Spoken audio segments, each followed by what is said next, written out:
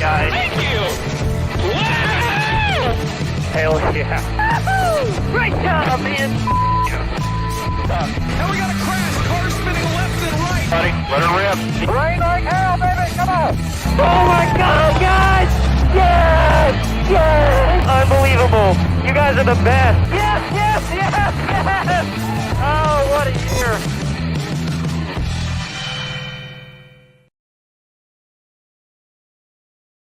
Guys, it's your boy Darren Gilliam, aka Black Flags Matter, back for another edition of the NASCAR Weekly Podcast. We have a special edition tonight, though. The first in-person show in a very long time. Since when? Like February, I think? Yep. Yeah. Well, no, we had one in the summer at my house. Oh, yeah, that's right. That's right. So we've had two. So, yeah, it's been a little while, but we are joined by the one and only EmpLemon. How's it going, man? Yes, that's right. People of the NASCAR universe, I am back. We attempted to get me on back at the toxic waste dump in Palaca, Florida. However, it was not meant to be. But today, we're here live at the NWP headquarters, and we'll have no internet connection issues to speak of. And I'm ready. I'm ready to deliver my blazing hot takes right here to the NWP community. Yeah, no, we got the internet issues all squared away. No issues tonight, fortunately. But yeah. Side note, I wish you guys could see how many cords and wires we have strung all over the place to make this setup work. Yeah, we have a lot. And yeah, Jared's going to be over there. And then our boy IDK is he's the producer tonight. Appreciate him. These guys work real hard. You better be sending those super chats at double speed. They duct tape the microphone. Yeah, we'll show you guys later. Yeah, we have my mic duct taped, and we've been testing out since Sunday. So really happy to be here. So hey, let's get right into it. So good old Tex ass happened. Unfortunately, Danny, we'll have you start off and tell us your thoughts. Oh, I gotta go first on this one. Me and Eric. Oh yeah, go ahead. Yeah, keep talking. Go ahead. Me? Hi, everyone. Yeah, they're here too. Well, hold on. We're on me now. This is my time. We're in my house anyway. How's it going, everybody? I am here, and Eric is here. We'll pass it to him in a second. We're just gonna keep winging it as we go. But Eric, how's it going, man? It's going good. I love that the chat, when they didn't see you on that couch, were like, "Did Jared finally miss a stream? Oh my goodness!" But no, Jared's here. I'm here. I'm the only one not in Tennessee. I am in Tex ass, as Darian would say. Not the Texas Motor Speedway part, though. It's a little nicer over here. But yeah, should be a good show. Glad I can at least see everyone in less boxes. Usually I have like 5 boxes on my screen. Today I have 2 really. So that's nice. It's more efficient this way. Yes, that's right. So all right. So now let's get into it. Texas happened. So Danny, you start us off. What are your thoughts of the race? Well, I thought it couldn't get any worse than Bristol, but then I was wrong. So at Bristol, we had various different things that happened in that one. At Texas, it was all one thing, on one culprit, the tires. So, initially, yeah, you just think you got to put the blame on Goodyear, and a lot of people did. The big wigs of Goodyear gave the press conferences afterwards talking about what they thought happened and what they kind of want to do to make sure it doesn't happen in the future. But I don't know, like, what do you guys think we could do to not see this happen again at Texas Motor Speedway, besides not going there at all? Yeah, I think if you were to poll most NASCAR fans, they would definitely just like to see it off the schedule entirely, demolished and stuff. But honestly, like, outside of all the issues, though, I was enjoying the first stage thoroughly. Like, I was like, okay, for Texas Motor Speedway standards, this was a pretty decent NASCAR race. So I don't know. I mean, I don't know, man. There's a lot of problems, man. First with the tires, and then the track. It's just a bunch of issues, man. I'm not sure. If I can jump in for just a second as the resident Texas Motor Speedway apologist, I'm not going to apologize for how shitty the current track configuration is, but I will say I think most of the issues are with the configuration. I think the tires, Goodyear's put in a tough box. I think the teams are always going to force the issue, but Texas, because it doesn't wear out, the sticky stuff in the outer groove makes it even faster, which increases the amount of loads on the tires. I think that's why Texas, even in the All-Star race back in May, saw more blowouts than most tracks this year. So I agree with Danny, though. If you take away the tire issues and the fact that it was like a game of Russian roulette, every 35 laps, the leader was going to blow a tire. If you get rid of that, I thought this was the most enjoyable racing we've seen at New Texas since its inception. I don't know if you felt that way, Jarrett. Well, I'm gonna say I got lit up for saying anything for Texas on Twitter when I said it, because I'll be real, the first stage I thought was the most fun stage of the day. I thought that the first stage had really good racing throughout, lots of passing. There was lots of passing throughout when they weren't blowing tires. It honestly, under this configuration, just racing product wise, I thought was the best race that we've had here. And of course, it gets completely overshadowed by the fact that, the tires couldn't hold up. That's the thing that sucks here, is that I actually was legitimately enjoying this race beforehand, like in the first stage and a half, because you could see people just flying through the pack. It was something that you honestly weren't really used to seeing at Texas at this point anymore. So I kind of am in the same boat as you. It's just, and we'll talk about it later when we talk about the poll. It's just, it got completely overshadowed by it. And it's a shame, because it's one of the few times that it looked decent out there. But Amp, what did you think of the race?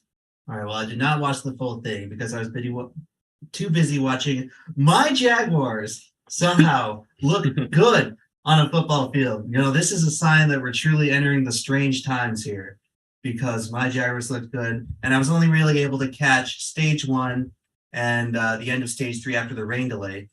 But I don't know what it is about this track, man. I've gone on the record and said that Talladega is the most cursed track. Texas is starting to give it a run for its money, because this track seems cursed. It's just not working out, whatever they're trying. It's just hasn't been working. You'd think that it gets as low as it can possibly get when the race gets delayed to Wednesday because of intermittent mix, but no. Then the All-Star race happens where Ryan Blaney has to win twice in a row and has to run 2 laps with his window net down. And then you're thinking it can't get worse than this, right? And then I was texting Slap Shoes saying that after Harvick blew the tire, this is officially worse than Indy 2008. I was thinking they were going to start throwing competition cautions out there, because what was it, 4 leading cars blew a tire and just totaled their entire race, day over. I mean, and this is coming from I actually liked the Bristol race. I thought that the attrition reminded me of kind of more old school times when the machines would really get tested. And there are a lot of similar aspects to the Texas race, oddly enough, but I didn't care for what was going on.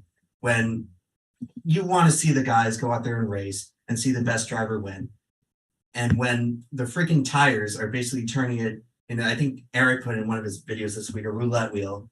It's you're just waiting for the next guy to basically F up and ruin his day, and the tire to just explode and have him go into the wall. And there's no momentum to watch. It's just a guessing game. It's oh, how long is the tire going to last now? And that's just not what you want to see. So it sucks. I mean, I didn't think the racing at the beginning, like Jared said, was that terrible, but you can't have a race like this out there where the tires are so unreliable. And I guess the new car, blah, blah, blah. Yeah. But that it's not a good showing. Okay. It's not a good showing. And to have that happen consecutively after the Bristol race, where there was a bunch of notorious mechanical failures, NASCAR is going to definitely have to go back to the drawing board on a lot of this stuff.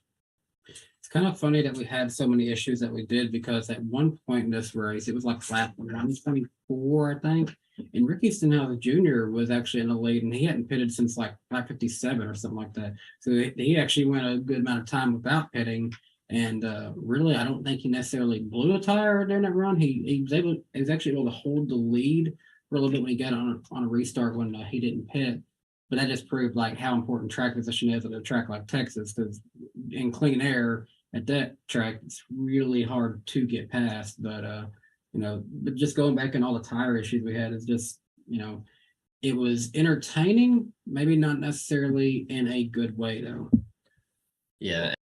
Just one final thing. Oh, sorry. Just one final thing I want to point out too. I mean, we have all the all the tire issues were obviously bad, but also too, what made it even worse is that unfortunately the safety aspect of the next gen car has been questioned so many times this year, and we'll get to more of that, throughout the show. But I don't know, just seeing these drivers just like, with these tires just popping and stuff, like every time I would see one, my heart would instantly stop because I'm like, oh gosh, like the angle they're going at and, the speeds as well and stuff. I'm like, hey, thankfully we didn't have, any injuries of any kind. Well, outside of one, unfortunately, but yeah.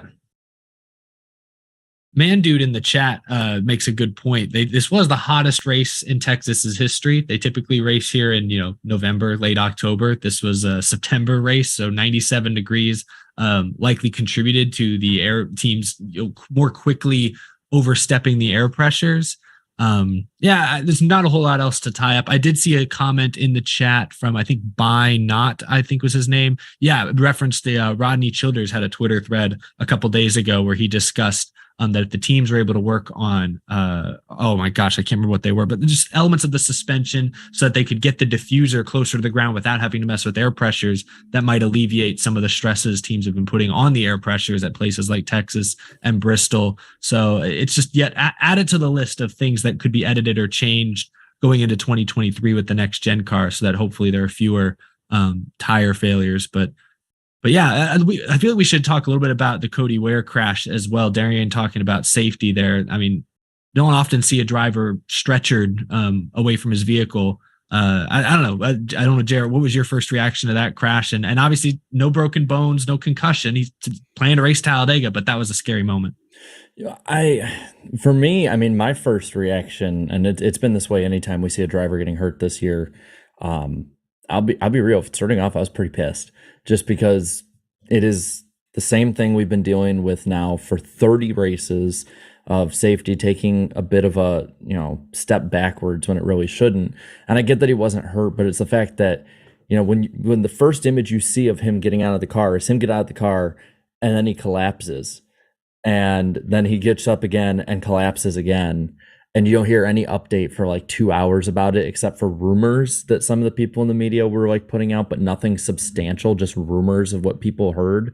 That was my reaction to all that. And I don't know if they showed or said what the initial like cause of it was, if it was tire or if it was just got loose. But I feel like a lot of these issues that we have, and we've talked about it last year, we thought it might have been solved even with the little bit we get this year, but I think like the fact that we don't have any practice whatsoever to tune these cars up, we get basically 5 hot laps before qualifying, and then we're sending everybody out there fresh like it was in 2020 and 2021. It has to change with a new car and with the little amount of data we have right now. I mean, I can just think of a bunch of races that I remember from the COT era, from the Gen 6 era, where there were tire issues, there was cording, there was, different tires that were bubbling up, going flat, especially starting off at Michigan, and they had extra practice time to figure out their issues. So that for me is where I have the biggest issue with all of this. I don't know about you, Eric, but I feel like that practice could help avoid pretty much all of this. Yeah, that it's something, it was kind of a talking point that sort of disappeared as the years gone on, because for the most part, we haven't had too many just catastrophic issues with the new car. Yes, wheels falling off from time to time, but that hasn't ruined many races. Yeah, early on, cars getting beached after a flat tire, but that was solved pretty quick. So overall, this year's been okay. But yeah, no, absolutely. I completely just lost my train of thought. I was looking at the chat. What was the question? Oh, about practice and stuff. Practice. Yeah, no, because I put a tweet out and it was very much like, would these issues be solved if we had an hour or 2 hours of practice? Probably not all the issues, because many were quick to reply with, well, that didn't help in 2008 at Indianapolis. But to your point, a car that was built primarily through computers and simulation, not a lot of on-track data. The more on-track data we can get, the better. So the fact that we've gone this whole year with minimal practice in what I would consider to be a largely post-COVID, kind of season, it seems a little ridiculous. So, like, what is the explanation that NASCAR is given for like not having full practice this year? Networks. Yeah. Networks and teams originally. Time, were kind of wanting to save some money on tires and engine wear and stuff, but I think pretty quickly they realized, oh well, we're spending that money on broken parts in the race. Maybe it would balance out if we had more practice. Yeah, I think it was Justin Marks this week said that his cost for parts this year was pretty much way over what they budgeted for this year. Yeah, and also they just wanted short practices in general, not only to save money, but I guess to save these teams some time and stuff. I mean, we've seen it affect, some of the drivers and stuff. I mean, Kyle Busch, ever since this change, among other things, he just hasn't been quite the same driver now, compared to years past. But yeah, another thing I didn't expect to get affected was, unfortunately, just the tires and stuff. And yeah, we could definitely do with more practice for sure.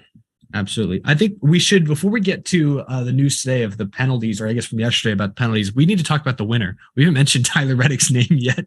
I joked when I jumped in this Zoom call before, and I was like, you guys, I totally forgot who won this race for a minute. Just like there were so many other things that kind of caught everyone's attention. But Tyler Reddick, this is his second win now since announcing he was leaving RCR. So I don't know. Does it get more and more awkward each week at the shop at this point, or is Toyota just even more and more proud of their investment? I don't know.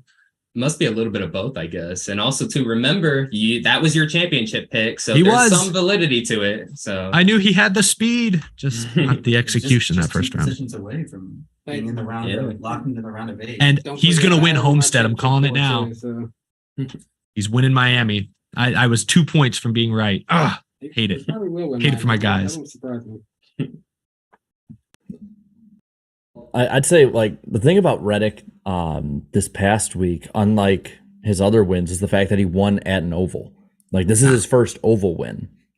And it does suck that it's overshadowed again. I feel like that's just going to be the complete how we remember this race is just that it overshadowed every good thing that happened, because unlike what the narrative usually is, a lot of good happened at Texas this week. This wasn't like another snoozer where you just had one guy go out and lead 300 laps. This wasn't like a race where nothing happened, they got it rained out in the middle and that was it. Things actually happened here, and including this. And I feel like it's we haven't talked about it, so it's not as big of a deal, at least being made to the fans right now and media. But it's a huge deal and a huge step for Reddick in his career right now that he's able to actually win on a big oval that we race at 30 times during the year. Especially considering the fact that he's on basically a lame duck contract right now. A lot of these, you saw what happened to Vickers. I guess he won his first career win. Well, also Reddick's probably going to be shut out of meetings too, as well. Since he's going to be leaving. Next year, if 2311 can't get a deal worked out to get him over early, next year they're saying he's basically just going to ride around in an experimental car, in the R&D car, Project 91 for RCR. Yeah, basically like that 33 car that was out there back in Michigan. That's basically awesome what he's going to be in. Yeah. So basically that's what he's going to be riding around in. But also because of circumstances in winning, he was the 4th non-playoff driver in a row to win during the playoffs this year. Yeah, Tyler Reddick, he's always been that dude, man. We've always talked about him for years, whether it's in trucks, Xfinity, or Cup. And it's great to see him finally, get some wins, on a consistent basis. Yeah, 3 wins. Hey, I had said last December, he would get multiple wins along with William Byron and Chase Briscoe. I was right about 2 of those guys, and Reddick was one of them. So, good to see. I think now he's been in the Cup Series since 2020. Is that when his rookie year was? Yes. Was it 20? Or was it 19 or 20? 2020. So now basically it's a similar track as Chase Elliott. His 3rd year in the series, gets his first win on a road course, and then gets 3 wins in that year when he gets his first win. Yeah. So basically the same thing that happened to Chase Elliott. In 18 and 19, Hemrick was in the 8, so it was 20. Okay. Oh, okay. And speaking of Elliott, he's also, got 4 wins last night, by the way. That was fun. That was fun to watch. Does anyone have else have 3 besides Reddick, or is he now alone in that second position? Isn't Hamlin? Oh, he got that one encumbered. Yeah. So Chase has 4. Yeah. And then it's Reddick at 3. Okay. Yeah. Well, he's in a league company there. Yeah, by the end of the season, playoffs reward winning. All right, he's eliminated. Yeah, can't race for a championship. But speaking of the playoffs, though, 4 races in, still not a single playoff driver has won yet. Yeah, this is unprecedented, right? Never happened before. Yeah, never Going back happened to before. Chase. It was unprecedented when Jones won Darlington. A non-playoff guy had never won the opener before. So we're basically like week after week just building and building on this unprecedentedness. It is getting kind of ridiculous. Adding to the insanity of this season, we're going to go full Joker mode this weekend at Talladega. Who knows what the heck's going to happen, but I'm here for it. We just need McDowell supremacy to come through this weekend. Yeah, we just need all the chaos, man. All the surprises. Hey, I'm here for it. We're so close to the record-breaking 20 winners, so we could see it this weekend. Wouldn't that be something for Jared if it was McDowell? At number 20. Mm-hmm. Don't even have to see him on camera. Oh man. But hey, look, that was some part of the cup race, but there was some other drama as well, not just the tire stuff. Denny Hamlin versus William Byron. Let's talk about that for a second. Danny, you started us off here, man. Just what was going on with them and the tower and stuff? Just what were your thoughts on that? It was all chaotic. It seems kind of fishy to me that they didn't say anything of what happened to Byron, but he shot himself in his own foot when he admitted it on TV. What? I didn't see anything. What happened? Yeah, the Byron, I don't get. What is with these guys dry snitching on themselves, man? They're just like, hey, oh yeah, I did that or whatever, and they think nothing's gonna happen, man. Well, Bubba Wallace did that a few years ago. He didn't explicitly admit to it. Byron does it, man. He didn't explicitly admit to it, though. Yeah, true. Well, he kind of did. I mean, Kligerman kind of put him on the spot, but he admitted to wanting to show his displeasure. But he did say, I didn't mean to hit him and I didn't mean to spin him out. So he stood by it, even though the replay obviously told a completely different story. Well, so for me, like we'll talk about this in a bit with the Ty Gibbs penalty and that stuff too. But with the Byron one, I feel like this was the fair one. Like I have thoughts on the Gibbs one, and I'm sure everyone in the chat does. It's gonna get wild when we talk about that. But when it comes to the Byron one, for the precedent they have of usually penalizing for doing something like that, especially when they don't penalize on the spot, which I'll get to that in a moment. I thought it was fair 25. I think Eric, you had said that it was like pushing the top limit of okay and fair, but I think it was fair. I think it's going to teach him a lesson. I think that Byron's not going to do something like that again, because this could. I mean, you saw how far up he was. 25 points makes a huge difference with Talladega in a round, and this could torpedo his championship run. Where I have a problem is the fact that NASCAR completely missed something that happened on the freaking front stretch right in front of him. It was those tinted windows. I'm telling you, it was the tinted windows. New Hampshire strikes again. It's bizarre that they missed it, because like the press box and whatever is right there with the reminder in. Reminds me of the time they missed that truck guy who was like crashed for like 2 laps of green flag action. They didn't throw the caution. But I got a hot take here. Oh, yeah. I actually think Byron's penalty is unjustified. Whoa. Because these guys in the playoff format have been freaking killing each other week in, week out. We're all of a sudden going to have a problem with intentionally crashing others. And I actually bought Byron's interview where he was just going to bump him to show his displeasure, and he came in a little too hot. I actually believed him in saying that. But it's not like a Kyle Busch situation where he wrecked Ron Hornaday and jumped his car and messed up his chances. Like Hamlin just got right back out there. He just spun him through the grass. And that's a 25-point deduction when later in the season, Chastain got literally doored into the wall and had a DNF that race at Pocono that he was probably going to win because of Hamlin. Oh, but now Hamlin, when it happens to Hamlin, it's all of a sudden a big problem. And Kyle Busch and Hamlin are whining about, why did everyone getting penalized for dumping me? Like, haven't you guys been doing this literally for like the last 5 seasons? And there's been no point deductions that I can remember. I can remember the last time anyone actually got deducted points for aggressive driving. So it's like, why is it just now with William Byron? And Hamlin got to continue in the race. He just spun through the grass. It was not really a severe incident. Gibbs, I agree, like endangering people on pit road, like that's a bad, you got to like nip that in the bud immediately. But why are we just now enforcing aggressive driving and drivers taking each other out with point deduction? It seems like NASCAR might be like overcompensating for just missing in the moment. So it's like, okay, no, don't do this anymore. Just stop doing it.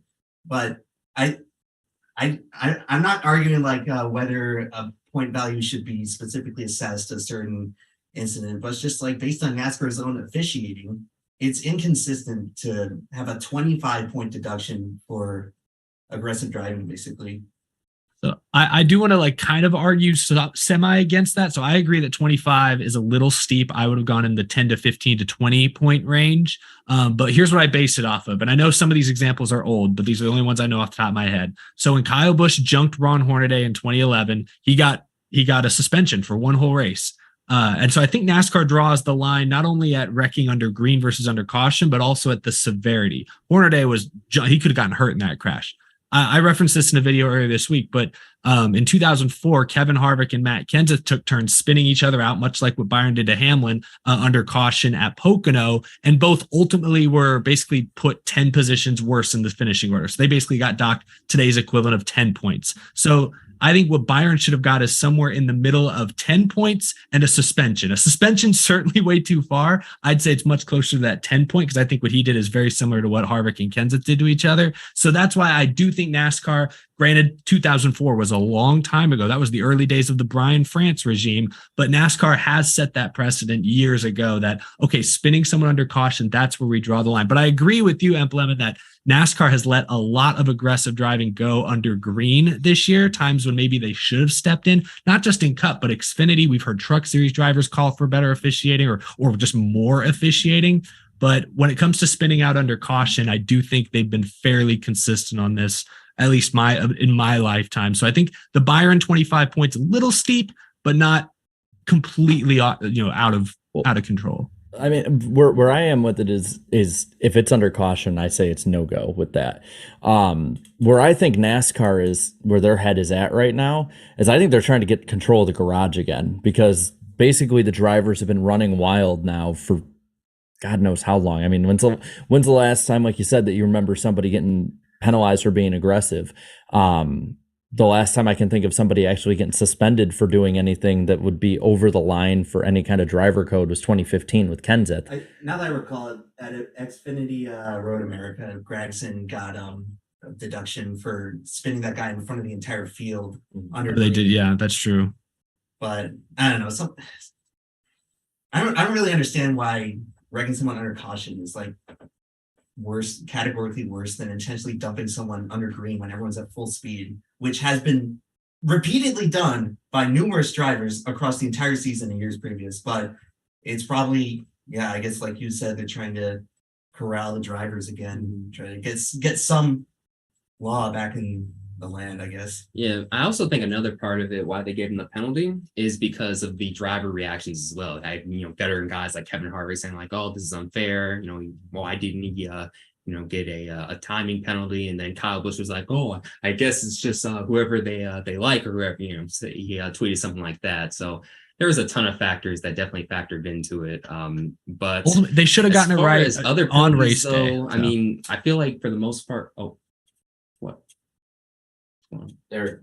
Oh, my bad. I was just saying they should have gotten it right on race day. Ultimately, the fact that they had to wait until Wednesday, that's inexcusable. They got to change whatever they need to at race code. Get them more cameras. Now that we have in-cars on every single car, get them access to that, or maybe even change your procedures to something a little more like F1, where maybe you aren't able to review the incident during the caution period, but if 10 laps of the next run you finished your review and found that, hey, Byron was guilty of over aggressive driving, make him do a pass through and just call it then. It doesn't like it sounds like NASCAR was like, oh shoot, well they already restarted, guess we'll just punt this until Wednesday. Maybe they should reconsider that policy. I don't know. Yeah, definitely, for sure. But I feel like for the most part, people feel like the one Byron penalty is fair, but as far as the Ty Gibbs one, oh boy, that's a totally different story. So if you didn't see the incident, Ty Dillon was coming off of out of his pit stall. Then all of a sudden runs into Ty Gibbs into the side of him. And then Ty Gibbs thought it would be an awesome idea to pay him back on pit lane. And as he's paying him back, the 17 team, they happen to be working on their car, and there happens to be a NASCAR official expecting, making sure they're fixing everything correctly, not committing any penalties. And Ty Dillon almost ran into them because of the contact. So a lot of people were definitely criticizing him, people in the industry, fans. Jared, I'll start off with you though, because you're I watched your video about it today, but what were your thoughts on the penalty? Was it fair or foul? I think he should get penalized. I went off on this on Sunday night after the race. I went live. The fact that there's a few things that I'm bothered with on this. Number one is the fact that you could see it on the screen on TV, and it took people like us and a few people in like the media that were watching at home to actually bring enough attention to it for NASCAR to actually look at it, because nothing happened during the race about it. Like even if the broadcast didn't bring it up during the race, NASCAR still could see it. So it's another blatant issue with their officiating. But the fact that Ty Gibbs is on probation with NASCAR because of the issues he's had before, and this penalty, he got fined $75,000, but that probably could be coming out of the, I would think it would probably be coming out of the Joe Gibbs Racing Fund more than his pocket. So where I have the problem is that Ty Gibbs, basically when it comes to how he's running, had no penalty whatsoever. There were 25 owner points taken away from 2311. Who's that hurt? It hurts 2311, and if like qualifying gets rained out, it'll hurt Bubba in the starting order next year. But where I put it at is he has repeatedly went over the line. He had multiple issues with both petty GMS drivers during this race, under caution, on pit road, and nothing happened. I'm going to be real, and I think a lot of people who hate Ty Gibbs will agree with me just for their hate for him, but I think it would be completely justified to suspend him the Talladega weekend. No extra cup experience on a super speedway, and having to basically take a step back in his championship fight, the same in a very similar way to William Byron, because the amount of points that were lost in it.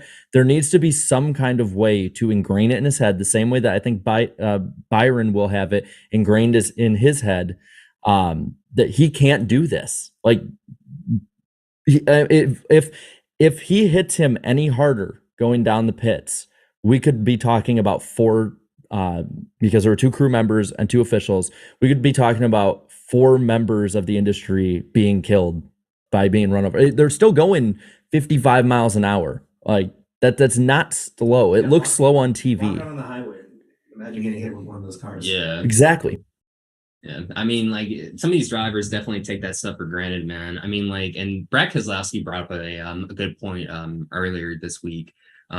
He had basically said that, he had tweeted that he was really glad no one from his team was hurt or anyone from NASCAR, but it could have been really bad. And then on a Race Hub, I think it was either earlier today or yesterday, he was like, this is sort of what happens when you let teenagers, race at the highest level and stuff, like usually they, usually they're down, in Xfinity or trucks or ARCA, to make those mistakes, to learn the hard way. Was Ty still 19? Yeah. Yeah, he's not even close to 21. That's almost like, other than like, I think Logano, that might be like almost the lowest age professional Cup Series driver. And it's talented. I mean, it's warranted, man. Like he definitely should be in the Cup Series full time next year. But if he's gonna do this, then I don't know. I'll push back.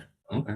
So I'll say this: like if he's not mature enough to, like what did Ty Dillon do? He came out of his pits wide. That happens virtually every race. You get mad about it, but if he can't handle that, because I have a feeling a lot of it's frustration building up from not running up front like he usually does, because he was running pretty bad. Bingo. If he cannot handle that, and he can't handle that pressure, he should not be in the top level of stock car racing in America. He should not, because what's to say that he doesn't do something like this again? What's to say that he doesn't pay somebody back under caution, and they're passing a wreck and runs them into safety trucks? Like, that is a realistic thing that could happen next year if he is not mature enough. Like, he can say all this stuff in the media.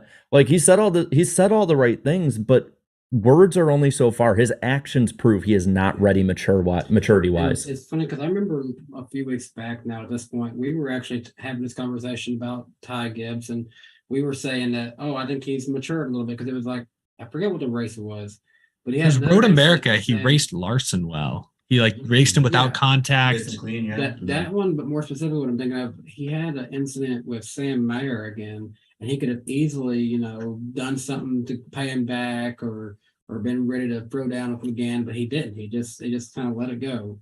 I'm trying to remember what track that was now, but it was either way. He had another moment where it was probably expected for him to do something, but he walked away from that. So it's like we were praising, like I think he's mature. At the time of the Cup Series is. He's got his eye on the game, but then it's like one more slip up. It's like, okay, another bonehead move. Yeah, and the long list of bonehead moves. Go ahead. Hold on a second. Denny delivers in the chat. Ty Gibbs thought Jesus would take the wheel. Also, another comment. Another comment I love too from Groovy Goose. Ty Gibbs, Cup level talent.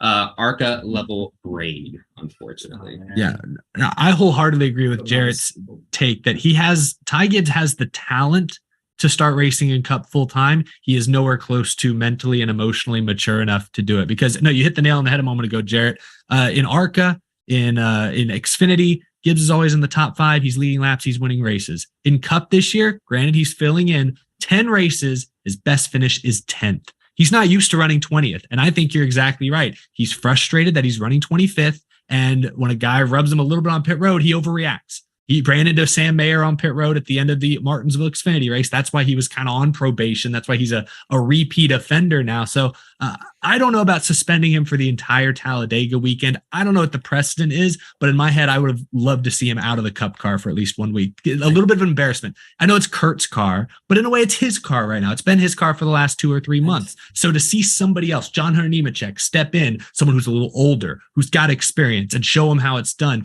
I think that could have been the wake-up call Ty Gibbs needed, because I agree a penalty was deserved, and I agree with you that he is not emotionally mature enough right now to compete full-time next year, because next year is going to be a lot of 20th place. You're on 20th a lot, and I don't think he'll be able to handle it. Well, I'll say this. I think that, it wasn't too long ago, I was 19, and I remember the thing that would get through to me the most was embarrassment. Like if I got embarrassed by something, like if I did something stupid and got embarrassed by it, if like somebody put me in my place in front of everyone, I learned my lesson. And I feel like, yes, a Cup race suspension would maybe do that. But the fact that his team's reaction in the Xfinity, if they suspended him, and his team, him having to face them and say, yep, me doing something stupid while running 20th in a Cup race that I really, it wasn't even my team. I had nothing really to gain there other than seat time. That's what cost you guys winning a championship. That's what cost you guys all your bonuses. That I feel like that would be enough to really just set it into his brain. Like there are lines, and this is on NASCAR too. NASCAR has let it for so long, so much stuff get away and not taking control of it, that these younger drivers coming up are just going to keep doing this until NASCAR finally, basically stops letting the loonies run the loony bin. Like that's basically it. That they need to step in and be the adults here, because we are dealing now with literal children driving in the top 3 series of NASCAR, and it's just going to keep doing this until they step in, or somebody goes so far over the line that somebody gets hurt like that. And even then, who knows? Yeah, I mean, I think one of the reasons too why he just keeps, getting involved in these shenanigans too. I mean, Ty Gibbs, look at his rise to the Cup Series. He's won in everything. ARCA, Xfinity, back when he was running some late models, I think, he's won literally everything he's running. And now all of a sudden he's in the Cup Series, and he's not quite the Billy Badass he was, in the other series. So there's a ton of bent up frustration too. But like, there's certain ways to channel that on track. And, one thing you don't do is obviously pay someone back on pit lane. It's already dangerous enough being on pit lane, whether you're a driver or, just a crew member. We certainly don't need any fatalities on pit lane. That was just like pure road rage right there. I'm sure if he thought it over, he would have done it, but that was just like a pure instinct move, like he was an iRacing or some nonsense. But like, yeah, I mean, look, he's 19. It's a well-known fact that teenagers have much hard time controlling their emotions. They need to get older. They need to get more wisdom under their belt. I think he'll go on to have a great career. But for now, like, this stuff needs to be stopped. Like, I'm totally on board with you, Jared. Like, he should have been suspended for the Xfinity race. If Kyle Busch got suspended from his Cup race while he was a chase driver for junking Ron Hornaday, then this was like endangering the lives of the people on pit road. This should be like 0 tolerance. Like, and the fact that it's equivalent, it was like an equivalent penalty to what Byron did is just like kind of a joke to me. Now it's basically just a slap on his wrist, basically. Yeah, he's got to pay a lot of money, but he's probably fine for money. He ain't got no problem. Yeah, but also too, when you look back at history too, I mean, when there's been other pit lane incidents, for example, back in 2007 when Kurt Busch at Dover, he ran up on Tony Stewart and his crew. One of his crew guys had to literally jump out of the way on Tony Stewart's hood to avoid getting hit too. And I remember at the time thinking like, oh boy, like I think definitely a 1 race suspension should be definitely the penalty. But unfortunately, he got a points penalty as well as a fine too. So since Ty Gibbs isn't in the Cup Series full time, obviously they would just fine him a ton of money and just dock the owner's points. But yeah, at the end of the day, that's not going to really affect him because he's not going to drive that car next year. Unfortunately, NASCAR, they only like hand out these like major penalties if like something really bad, like really terrible happens. You know, obviously what happened was bad, but he's certainly lucky it wasn't worse. Yeah, NASCAR ultimately has proven this year they care more about the result rather than the action itself. And since nobody got hurt in the Ty Gibbs one, I think that's ultimately exactly like you said, Darian, why he didn't get as bad a penalty. Whereas Noah Gregson, wrecked a guy during green flag racing. We see that all the time, but he got a points penalty and a fine because 10 other cars got crashed as well. So they care more about the result than the actual action. It's kind of annoying, but at least they've been somewhat consistent on this, even though I think it is a flawed policy. So I agree that it's flawed too. And I also, history backs up the fact that it is actually consistent with what they've done. A 25-point penalty today is equivalent to a 100-point penalty under like the Latford system that we had from 2010 on back. And I looked back at Kurt Busch's penalty and it was a 100-point penalty he got as well. So, I mean, 100 points then is 25 points now. So it is equivalent, but I do agree that even if it is enforced the same way, I don't think it's the right rule. I mean, sure. If I challenged a lot of my younger viewers to do this out of their own choosing, but look up 1991 why we have pit road speeds. There's a reason, and it was a similar issue with 2 cars getting together. It wasn't on purpose, but a car pushed another down pit road, and unfortunately, it was a horrible thing that happened. But like. That the same thing could have happened with 4 people, especially 2 of them crouched down on the bottom of a car who could have been easily pinned between the 2. Let's freaking keep the pit road clean. Yeah. You know what's crazy about that too? That was back in the era when they didn't have a pit road speed limit. So they just came full. They just went willy-nilly down there. That's why that happened. Yeah, that's why. So hopefully Ty Gibbs never does anything like that again. But unfortunately, we're not done talking about the Ty Gibbs controversy because he wasn't only involved in that, but Eric Jones had called him out at 3 a.m. on Twitter. So these drivers, man, they've just snapped on Twitter, man. Jones was just at the Waffle House, and all of a sudden he's like, "Wait a minute." Yeah. So apparently, this was under caution, correct? Yeah. Under caution, Ty Gibbs was slowing up, and so was Eric Jones, and he just happened to hit the back of him. I think it was on the backstretch, I believe. And then under his apology tweet, Eric Jones basically had said, "Don't ever bump me again under yellow," and basically ratioed him too. I was like, "Whoa!" Like, so under yellow. Yeah, you hit me under yellow. I read that in the tone of the meme. Never talk to me or my son ever again. But hey, look, man. I get why people aren't the biggest fans of Ty Gibbs, man. I mean, and it's justified too. I mean, just this year alone, he has just done so much on and then, off the track after the races and stuff that I don't know. I mean, he's definitely taken up that Kyle Busch bad boy image for sure. The driver of the 18 is going to be a bad boy. Yeah. So, hey, if it works out for him, great. But Eric, you're shaking your head though. Don't like that? Oh, well, I don't like it. I'm not happy that Ty Gibbs is continually playing the heel because I don't know. Like I want some of our up and coming superstars to be applauded. Instead, we get Hamlin booed, Kyle Busch gets booed, Bubba sometimes gets booed. I don't like. Can we cheer for some guys? We just all we cheer for is Elliott and Larson. We cheer for others too, but yeah, I cheer for McDowell. Yeah, McDowell. Jarrett cheers for McDowell. He's the one guy shrieking every time McDowell, leads a lap. McDowell supremacy, and we're going to Talladega. Oh God, very exciting. What'd you say, Emp? We were muted. Who else got booed? John Cena spent his entire career getting booed by a huge part of the audience. John Cena did, Roman Reigns did for years, and now they're all beloved by the WWE universe. Yeah, well, hey, look, he's only 19. He still has time to turn it around too. So we'll see if he does that. But definitely a Cup Series talent without a doubt. But the mentality of a don't get me wrong, he belongs in the Cup Series. Yeah. And he will win races next year. Just get rid of that ARCA Series mentality, and you'll be good to go. I think he'll be good. Yeah. In the long run. It's just I mean, yeah, we're sitting here talking bad things about teenagers, so it's kind of to be expected at this point. Hey, but he's at the highest level though. So I mean, Hey, he can legally vote. We can talk all we want about him. There was a My Chemical Romance song that kind of fits this. Just saying. What? Teenagers. Oh yeah, I was like, I'm not gonna sing it because I want to get Darian's stream taken down because I cussed more than a couple times. I was like, I didn't expect a My Chemical Romance reference on the NASCAR Weekly podcast, but here we go, season 5. Only a matter of time.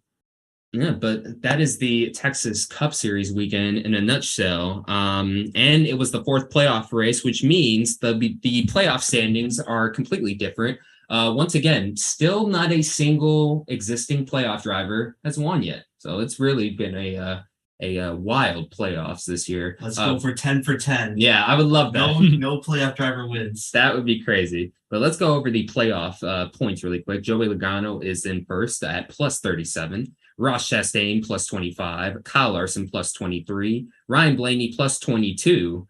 Denny Hamlin plus 15. Daniel Suarez plus 11. And also Chase Elliott plus 11. And finally, in 8th position is Chase Briscoe plus 7.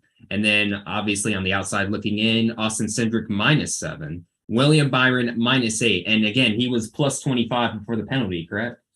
17. Oh, still, he could have had a cushion. Yourself in the foot. Well, man, that's your own fault, man. You snitch on yourself, that's what happens. And then Christopher Bell is minus 25, and Alex Bowman minus 26, unfortunately. Okay. Yeah, it's all. Hey, moment. you still got I just want people to remember that I got ratioed for calling him the Kirk Cousins of NASCAR, and hang the banner. He made the round of 12.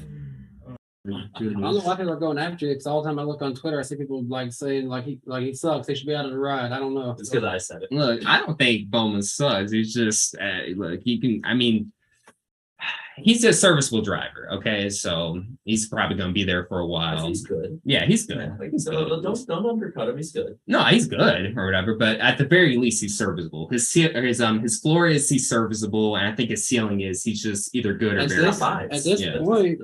At this point, he's done better than Casey Canes and Cody, right? At this point. Mm-hmm. It's just that when all those Kyle Busch rumors started, everybody just started saying like, "Oh yeah, get Alex Bowman out of there" and stuff. But no, it was more like I think the Kyle Busch fans saw an opportunity for an elite ride to open up, and they were just grasping on for that chance. Definitely, for sure. How about Danny Suarez, though? Yeah. A lot of people were saying he's just going to be one of the first 4 out.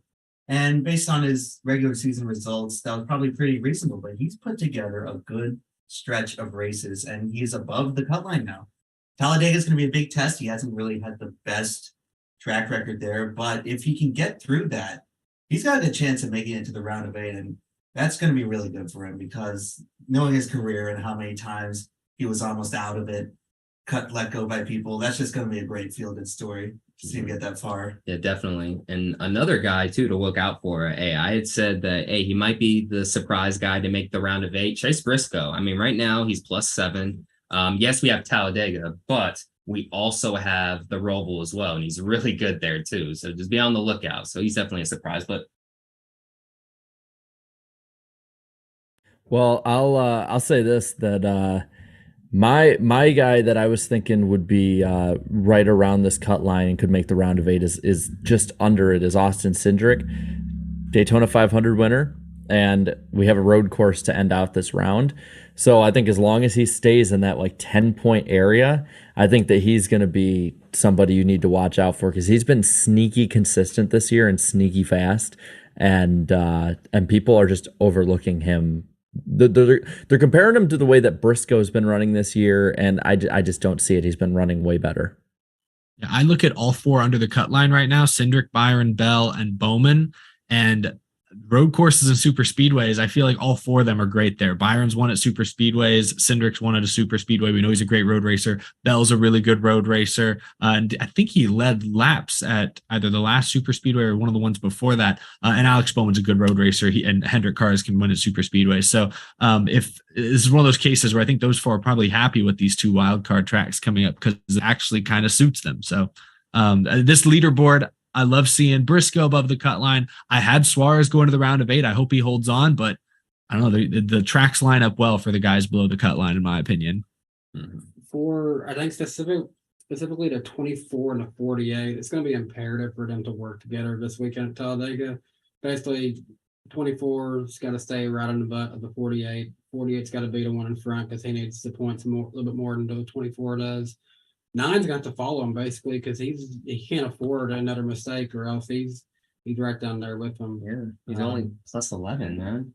Yeah, so basically Larson's got a cushion, which when does he ever have a cushion going to Talladega usually, except for last year? That's kind of a rarity for him. So he kind of in a good spot to have that, because this isn't traditionally one of his greatest tracks. I know he ran good here in the spring, but it's not traditionally a good track for Kyle Larson, because usually luck is not on his side. But I think, just going back to that, the Hendrick 2 at the bottom, they got to work together this weekend. Going back to the Roval success, Chase is good there at the Roval. Larson's one there at the Roval. I think Bowman at one time had an average finish like 2 at the Roval, so I'm not too worried about them. Really not too worried about all 4 of those guys, but like Eric was saying, they all can really all 4 of them be good at super speedways and road courses. Really, this entire round of 12, the people in that can be good at these tracks. So it'll be interesting. It's not done yet for those 4 at the bottom, but it's going to be imperative for them to have good weekends. Yeah, so we'll see what happens with that. But another thing we need to talk about too is their ratings, and they were okay, I guess. But the ratings overall, a 1.11 rating, a total of 1.9 million viewers. Unfortunately, it is minus. It is down by 9% from the same weekend a season ago. And it did have a 45-minute rain delay, so that obviously is going to affect it. But so far, the playoffs are down 19% total from 2021. So NFL's just crushing them, dude. So why do you think that is, man? I mean, I was watching the Jags instead of the Texas race. I guess psychologically, just in this country, the NFL's king. Fantasy football, all that stuff. It's foolish to compete with it. Yeah. And this might be something they have to think about going forward, because they're just getting crushed. I mean, the playoffs were supposed to help boost their ratings, and it's not looking like that's happening. So I mean, you're not wrong. I mean, I'm the 4 in this room right now. I'm like the only one who doesn't do fantasy football. I know all 3 of you guys who are doing fantasy football. 3-0, by the way. All of us. Gotta get that right. Yeah. But I mean, I'm still paying attention to the Tennessee Titans. I'm paying attention to the Vols, who beat your Florida Gators on Saturday, by the way. But I'm paying attention to football as well as NASCAR. So you're not wrong that even your most diehard NASCAR fans are going to want to tune into football when it's on. Football is always right now. Football, though, always happens this time of year. So why is this year's playoffs trending so much further down than last year's? And is it burnout with the playoffs? Is it championship drivers not doing well? Is it the tire failures, the quality of racing turning people off? Is it just USA Network? This is the first year of USA being the go-to channel during football season. Is that confusing people? Is that driving people away? Because at the beginning of the summer, felt like USA was actually giving a boost. Now maybe somehow correlating with the NFL, that's not the case anymore. I don't know. What do you think, Jared?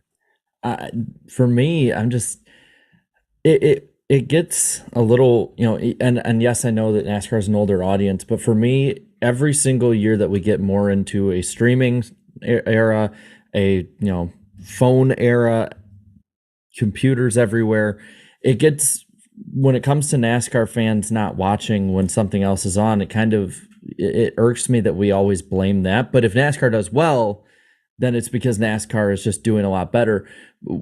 Where I sit is that if you want to watch the race, you can. Like, you have the ability to. Like, I was telling these guys here that, like, in a couple weeks here, I'm going to be able to have 2 football games up while the race is going and watch anything I want. And you see this all over the place, that people can watch TV from their computer. You can watch a football game from your computer while watching USA on TV.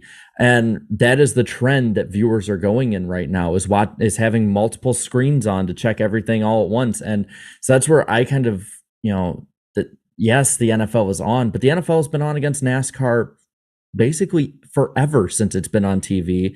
It's not a new problem that came up. It's not like it's, the XFL or whatever that Fox and NBC were pushing over it for a little bit. It's not like something new like that popped up. Like, we've known about the NFL for decades, and now all of a sudden it's a huge problem. Well, the NFL is more popular now than it's ever been, I believe. That's probably true. Yeah, Monday night ratings were up. Yeah. I also just the last 2 years too. So they're up this year again. I do just want to It's add hard to see.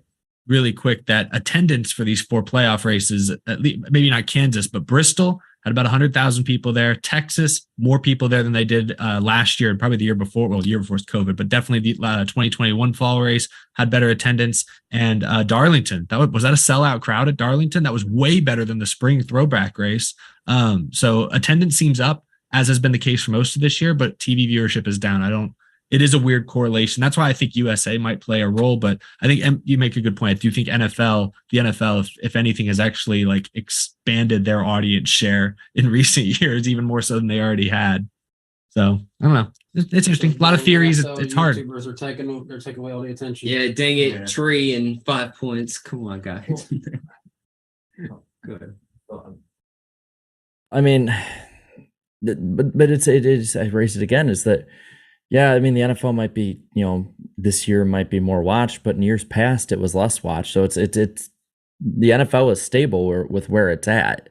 Like, to me, I feel like it's something that NASCAR needs to look into more. It can't be just because when you look at the way that USA was doing, like, yes, it might confuse fans a little bit, but at the same time, they went up on USA, and we were talking about almost a record-breaking streak of races that we went up, and it feels like overall, and I mean, I've seen it on YouTube, I've seen it on Twitter, I've seen it on we see it with the ratings, is that every year, no matter if the NFL's against it or not, like the same weekend last year was up against Sunday Night Football, which gets honestly, from what it looks like for the most part, more viewers than even the early day games.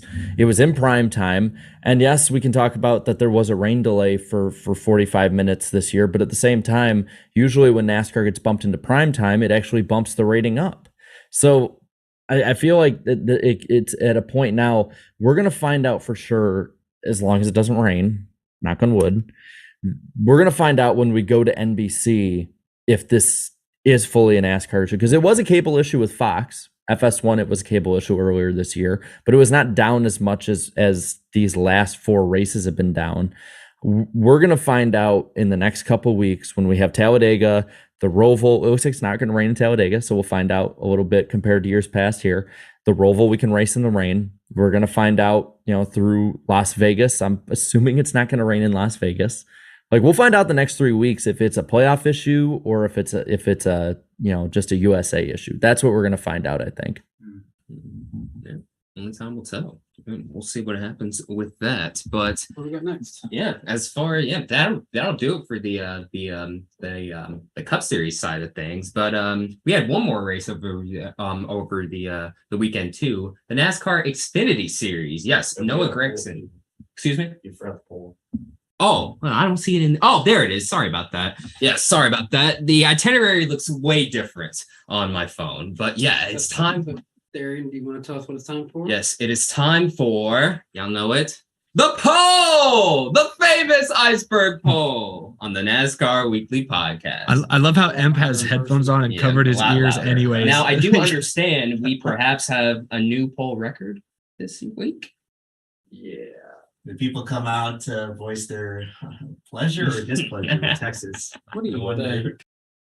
Well, you'll see. You'll see. Best track in the biz. Woohoo! Oh yeah, yeah. So I asked, what did you think of the 2022 Auto Trader Echo Park Automotive 500? That just rolls off the tongue. 7% of you said that this was a great race. Woohoo! Lucky 7. Yeah, 7%. You are, yep. I didn't know Running the Reddick was sport, that baby. popular. 13% of you said it was a good race. 14% of you said it was an average race. 13% of you said below average. 54% of the voters said that it was a bad race. Now, you might think it's just negative NASCAR fans. No, our audience is actually more positive than most NASCAR fans are, at least from what we've seen. I went back through all the polls that we've done. We have done well over 100. This is the highest net negative ever. Before this was 2019, the June Pocono race. 43%.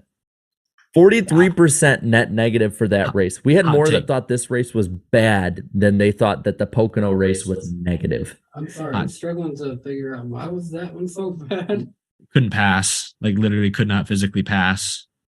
Yeah, so I'm surprised Kansas 2020 and this year's All-Star race aren't up there as well. they're up there. They're close, but this, well, not close actually. They're not that close. It was bad. Damn, even the All-Star race, I thought that was the record holder. The All-Star race was just under Pocono, so it was like third. But looking at some of what people said, I'll read a bit of what people said in the chat. First off, first comment, I'll ask you guys, you can just yell it from off screen here if you need. It's from Spencer Purcell, I think is how you say her name. And I want to ask, is it positive, negative, or meme? Just yell it over to me on Negative. On IDK, what do you think? meme, positive or negative. What do you think? Forgot IDK was here.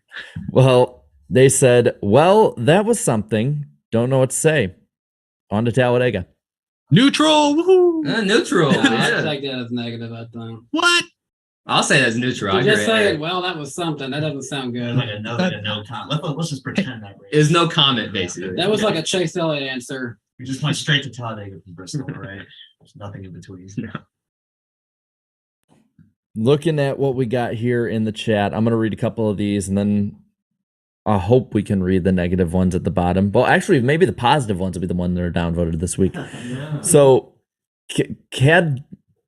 Cody, I think is how you say the name, says, fun fact, when I worked at a tire shop, my boss told me, if you get a good year out of good year, it's been a good year. Definitely makes sense to me now. That one was like, whoa, really, really upvoted compared to all the others. Steve left in the chat, this race is the perfect representation of Kyle Busch's season. Small glimmers of hope, only to be demolished by chaos. Mars07 says, fun fact, in the whole Gen 7 era, there has never been an active playoff driver that's won a playoff race. Yeah, that's one. Correct. Let's see. Xylo Production says, craziest race of the year. While it was hectic, I'm sure glad I didn't miss it. Wow. I'm surprised we got that one. Jim. Glad I did. Jim says, reminded me of the Brickyard Caution Flag 400 with all the tire issues. I was expecting NASCAR to start throwing competition cautions every 30 laps in the final stage. I'll scroll down a little bit before we get to the very bottom. Like, this is how surprising it was. We had 14.7K votes, which is actually pretty low for this time of year, and we had over 500 comments, which is way higher than usual. So like, People have stuff to say. Yeah. And they're like, let me get this off my Sounding chest. off. So let's get it all the way to the bottom here, because it's just a lot of the same stuff about tires. I think that's the thing. I think the negative ones might be the ones who are voted to the top, and the positive ones are voted to the bottom. We might get some positivity out of the end of this Opposite thing. day. All right, let's see. We could get someone just straight up cussing out everything. It's probably just salty LA fans. Let's see. I'm not going to read the really long one, but we got a couple here. Joey Cantone says, literally the worst NASCAR race I've ever watched. Razor_24 says, absolute junk. The tires are junk. Goodyear's a junk company, and the track is junk. Again, I want to reiterate, this is not me saying this. I'm just reading what people say at home. So You're negative all the time. yeah, I'm negative. Fake Super says, God, this track is awful. Ben says, embarrassingly bad. And wow, man, people don't like that Andrew keeps ranking all of the races. But looking at it, wow, he ranked this race over the Martinsville race, the dual races, and the All-Star race. Okay. You know To be what? fair, like Maybe against I would agree with that Martinsville one. Yeah. But you said people don't like you have to base it off expectations a little bit. You know, like Martinsville, you expect a barn burner, and when it sucks, it sucks. Texas, we all expected this to be a 2.5, 3 hour snooze fest, and it wasn't that at the very least. So, you know. Why was everybody quiet? Sorry, this is getting tough to keep muting and unmuting this microphone over here. Yeah, no, it's all good, man. But does that conclude the poll? Yes, and that'll do it for the famous iceberg poll on the NASCAR Weekly Podcast. Okay, now let's get into the Xfinity Series race. Noah Gregson, all of a sudden, he's this generation's Mr. September. The hottest driver in NASCAR right now. Yes, without a doubt. 4 straight wins. He's going to go for 5 this weekend at Talladega. But yeah, man, he's on a roll. Excuse me? He didn't throw up his son, did he? Did he? Did he throw up? I don't think so. I don't think Getting so. Maybe in his sneakier. mouth just a little. Yeah, maybe in his mouth just a little. Maybe he held it He in. didn't go get Waffle House afterwards. Though. He might have burped. Yeah, yeah, that would make But- sense. But how many wins is for him this year now? It's 7. definitely a career 6 high. wins total, right? Mhm. Yeah. 6 wins. 7. Or I think it's no, 7. he said 7. Isn't it I 7? remember Am last I year, wrong? 7. I remember last year people were writing him off as a bust before he went on that hot streak, but it just goes to show extra few years in Xfinity what it does to drivers and not rushing them up to cup immediately. And Noah Gregson, he needed that time too. He needed that extra time, and not only trucks but Xfinity as well. Because this is his 4th year now, Danny? 4th.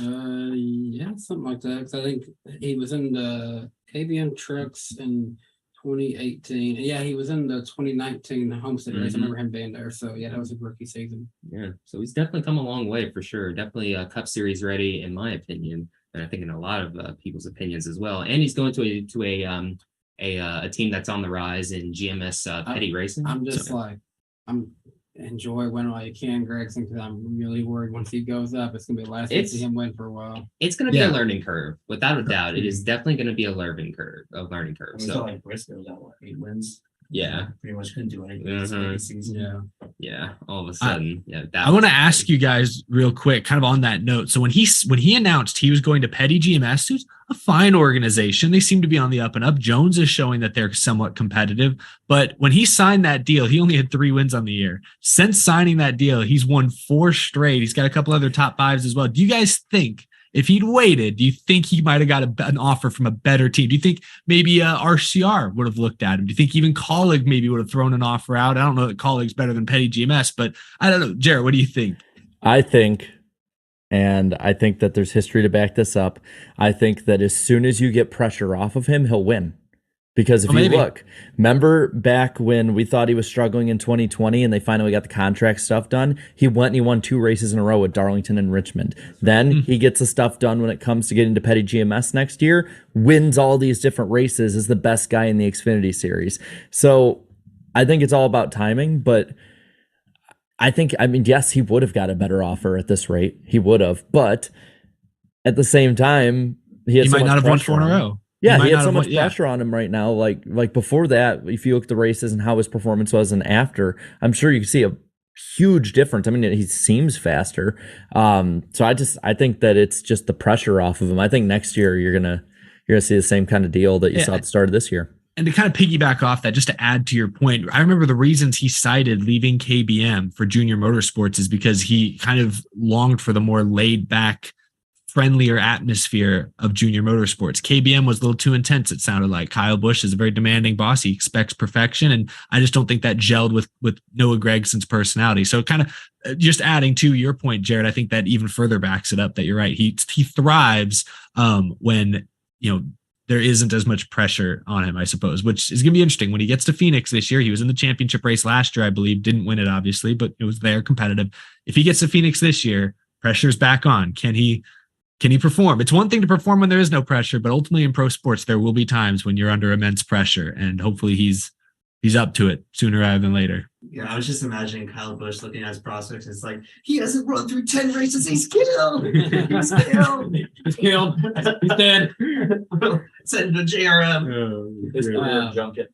But talk about the pressure and stuff. He won Darlington, Kansas, and then Bristol. Oh, great! All won 3 races in a row at that point, but those weren't racing the playoffs. Then he goes and wins first race in the playoffs, and that's like takes a lot of pressure off him because now he gets to go into Talladega where he actually won in the spring and he could win again.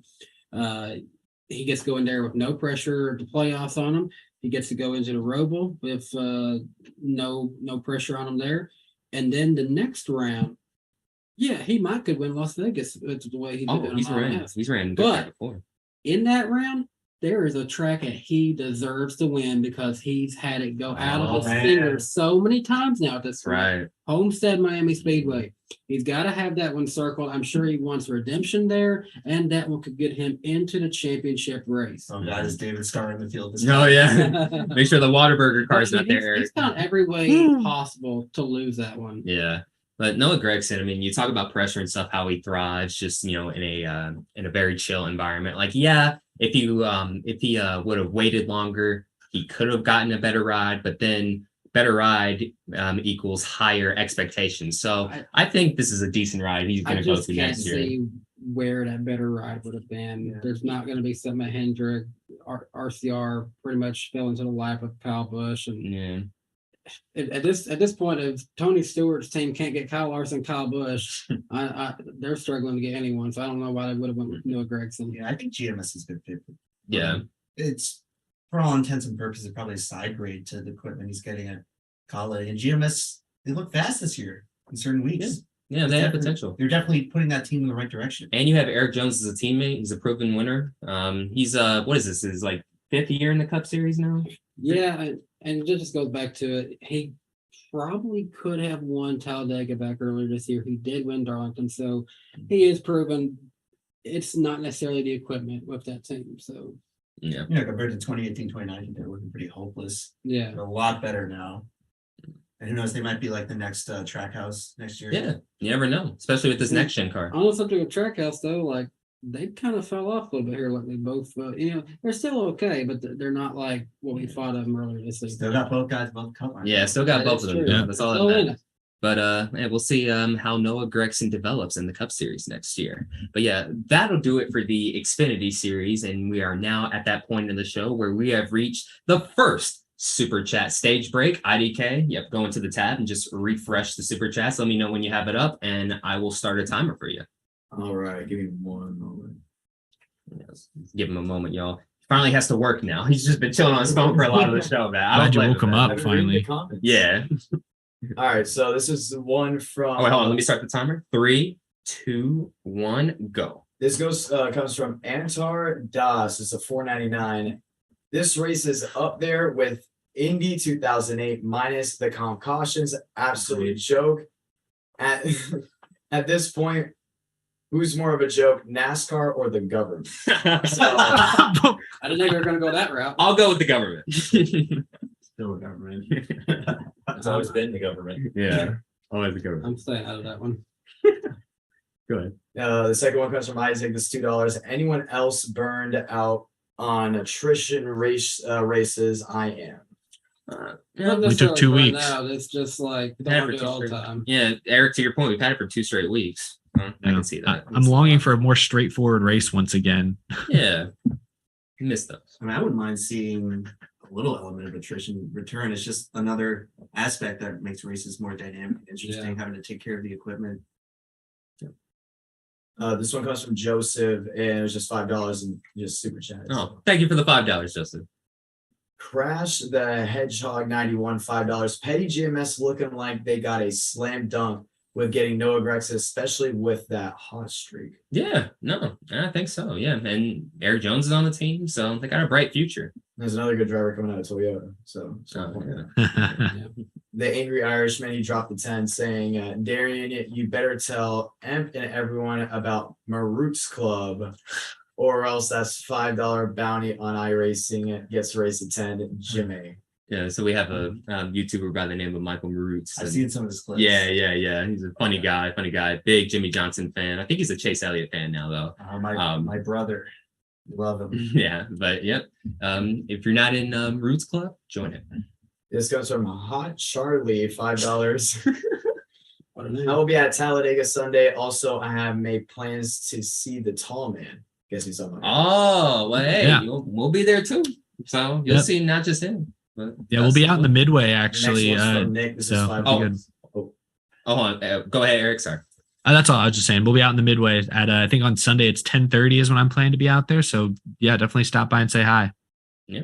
All right. Now go. Next one's from Nick. This is $5. I don't know what was a worse decision, turning on the Texas race or having hope in the Lions. Oh, hey, Skull! your Lions aren't that bad this year though. Hey, There's some hope. Detroit looks a lot better than last year. Yeah. They'll still lose on Thanksgiving. Though. Detroit What and the hell is Lions. Jared I don't see doing? the Vikings fan going crazy. Oh, hold on. Hold on. Change the camera. Right. He's doing the YMCA. Skull. YMCA. It's fun to stay at the. See, if you do it this way, it's Jerry. If you do it this way, it's him on Saturday. Let's go. All right, so that is the timer. So yeah, that'll conclude. Excuse me, I can't even talk. That'll conclude the first round of super chats on the NASCAR Weekly Podcast. And before we move any further, we have to thank the fine folks over at Lionel Racing Diecast, the official diecast of NASCAR. Order the new. Oh yeah, it's all good. Order the new 2022 diecast of your favorite NASCAR driver. Now at Lionel Racing. Oh, I thought you were giving it to me. My bad. Now at LionelRacing.com or any authorized Lionel retailer. So, fellas, show it off. I'm stretching out to do this. But no, this is the only 2022 diecast that I've got. It's the Alex Bowman Ally Chevrolet from 2022. It's the liquid color elite version of it. So color of this one has a really nice like white shine and looks just like the real car. And really happy with the detail on these. Yes, and I have the 2014 Jeff Gordon diecast. He won a lot of races this year, and also, got into Brad Keselowski as well. Jeff Gordon fans remember that too. Sorry guys, pain. But yeah, no, I love the detail on this diecast. Love the red on this too. It's one of my favorite Jeff Gordon schemes of all time. Yeah. All right. I've been watching the show and I came prepared for the segment. Oh, I have- no way. Okay. Sorry. Check it out, folks. Dude. I've never seen this And before. bigger shine at it. There you go. But it was at Whoa. a local thrift store. Jimmy Johnson is in his last year in the Cup Series. It was destiny. I don't typically collect diecasts that much anymore, but when I saw this, I had to pick it up. My boy, Jimmy Johnson, arguably the GOAT. I don't know if this shows up here at the bottom, but they get the little driver profile. And all you ladies out there, it says marital status single. So if you're looking for a future 7-time champion, are you going to buy into this bachelor? You're going to get a good return on I investment. can't believe that they 2000 actually put that on diecast back in the day. They were so What was detailed. the point of I don't that? know. They were so It detailed. feels a I little guess. invasive. Oh, I look at the guy in this diecast. Oh, he's single. Ooh. Eric, what's your diecast? I've shown this one off recently because I only got it a couple months ago, but I want to show it off again because this is Talladega week. And 10 years ago this year, Matt Kenseth won that dramatic fall Talladega race when basically everybody but Kenseth crashed in turn 4 on the final lap. I remember watching that race very, very well, vividly remember it. And so when I found this diecast earlier this summer, it was one of the must-haves in my collection. So I just wanted to show this off again. Well, it is Talladega, or as some have called it before, Talladega. It's Dale Jr. It's a race to win. 2003 when he won his 4th straight race at Talladega. I had to bring it out. I always love the detail on this thing. You can see all the where the black tape was. You see on the sides, the 8 all messed up. It's just a beautiful car, beautiful win. He totally was forced under the yellow line, and there's no argument whatsoever, nothing whatsoever from you Johnson or Kenseth fans. I see all of you, literally. Just pretty good diecast to have for this weekend. Yeah, I'll allow it. It is good. Is it weird, like seeing that diecast there? The black almost looks like it should be natural as part of that scheme for some reason. It's beautiful. I mean, it fits. Definitely does, but yes, that'll conclude this edition of the Lionel Diecast Racing segment on the NASCAR Weekly Podcast. Also, don't miss Lionel Racing's NASCAR Authentics diecast at a Walmart near you. Okay, well, we are now at that point in the show.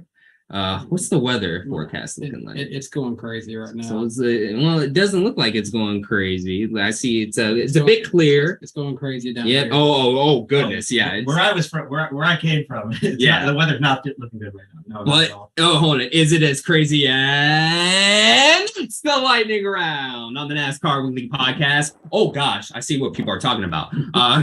Yeah, you get the feeling. Now I get the feeling for sure. Jarrett, what do we have on tap for today? Well, we got a little bit here, and get used to having me on the screen for a bit. Starting off, McLaren is in serious conversations about Kyle Busch attempting the 2023 Indianapolis 500 with sponsorship potentially from Menards, according to Adam Stern. He'll be getting hard from Menard. Jarrett Motorsports is still exploring whether a NASCAR Cup Series program makes business sense for the team.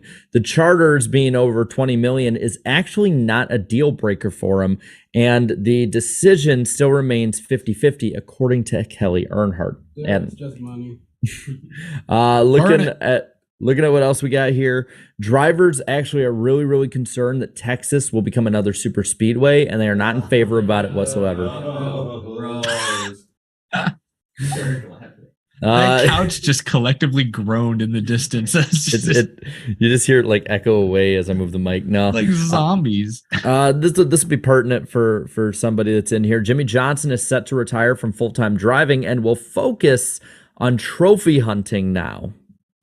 Let's get a live Emp reaction. Yeah, over the single Busch series. Jimmy gonna get back in the 92. All time's sake. There you go. Hey, Jimmy to the Xfinity series. Or no, Gonna Jimmy to the World of Outlaws. There you go. Well, Jimmy to the 54 to replace Ty Gibbs at Xfinity.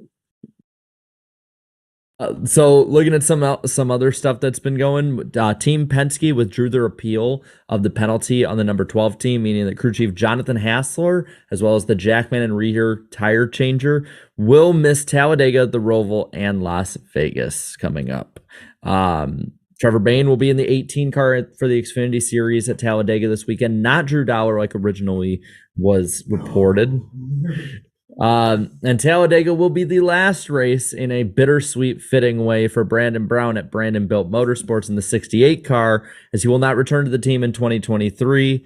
So bit of a tough deal there. Kurt Busch has said that he feels better, but is not really ready, needs more work on his balance and his vision, but he still wants to return to 2311 and 23. And he said, if ever possible, 22, though, to be real, that probably wouldn't matter at this point, And then last two things here. Talladega Super Speedway is offering refuge areas for the hurricane evacuees in 3 of their campgrounds this weekend. So, house gets destroyed, but at least you get to see a NASCAR race. And then Atlanta Motor Speedway will be doing the same thing with select camping areas outside turn 1 and 2 at that racetrack. And since there's no racing action this weekend, they might be expanding that as it goes. And then the last one, not really too awful big, but Chris Buescher will be having a new number font for his 17 car next year for That's RFK. huge. That's huge news. I as a longtime 17 fan, I love seeing minor modifications. I just hope, and I'm glad they aren't bringing back the Kenseth Riser 17. Let that live in that era and that era only for throwbacks. It's allowed, of course. It looks like a very Christopher number. Yeah. Yes. Yeah. New era for the 17. Hopefully it helps produce wins. I don't know. If not, at least it will look good on track. But that'll do it for another edition of the NASCAR Weekly Podcast Lightning Round. Now, back to the show. What is next? Eric? Oh, my bad. I'm I'm wondering Look, why. just because you're not here doesn't mean you can slack like this. Well, Eric. I'm I got wondering the why- ad last week. And Well, I'm wondering why. I was just wondering why half of our itinerary was highlighted in this Google Doc. I was afraid somebody was going to accidentally hit the delete button and we would have to scramble. But no, this episode is also sponsored by Forney Industries. You guys, like people in the chat, they already know what was coming. They didn't need me to do it for them. But Forney Industries offers a full line of welding and plasma cutting machines, metalworking accessories, and more for do-it-yourselfers and all the way up to professionals. Forney has everything you need for your next major project. Their link is down in the description below. You can shop their full line of products at forneyind.com. That's forneyIND.com, or look for their logo at an authorized Forney dealer near you. Apologies for that, guys. I take a week off and I get completely distracted. That's on me. That's my bad. But back to you, Darian, on the couch. Hey, it's all good, Eric. We all make mistakes. I've been there. It's all good, man. But the last topic before we move into the Talladega preview, NASCAR veterans going off, man. They're just snapping, man. It just, oh my goodness. Where do I start? Kyle Busch called out NASCAR's officiating of the Byron versus Hamlin incident. Then you had Denny Hamlin calling out Goodyear as well. Kevin Harvick goes after literally everyone in his thread or in the sport. Then Chase Elliott calls out Justin Marks publicly. He ended up ratioing him. And finally, Eric Jones goes after Ty Gibbs. We had talked about that earlier. Danny, I'll start off with you, man. Just what do you think? Why are veterans just snapping all of a sudden now? It's just years in the making. Yeah, at this point, what are they going to do? Tell them they can't race no more? They've done race their whole career, basically. At this point, feel free to say whatever you want. You should be able to say that. You've been racing in this sport. You've dedicated, you've sacrificed your whole life to this sport. You should be able to give your opinion on what you think is best for your career path. Mm-hmm. I think it's just as simple as that. If you are an expert at this, if you have literally devoted your whole life to this, you shouldn't be told, hey, you got to be quiet and keep your opinion to yourself. You should feel free to voice your opinion to the sport that you're competing in.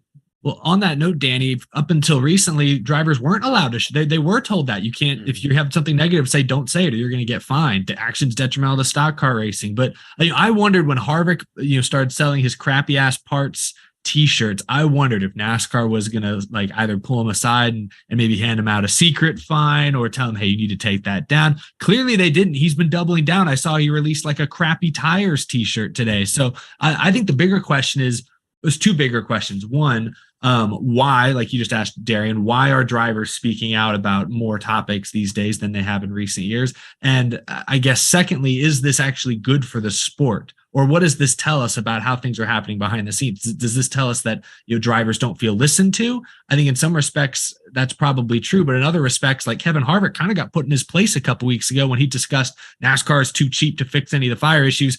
Meanwhile, NASCAR behind the scenes was working on a fix and was implemented it just a couple days later. So, are the drivers accurate in feeling that way? I don't know. Is this good that all this is being aired publicly? I think that's the bigger question. Yeah, I don't know. It's just how much dirty laundry does NASCAR want to be out there? That's the big thing of it.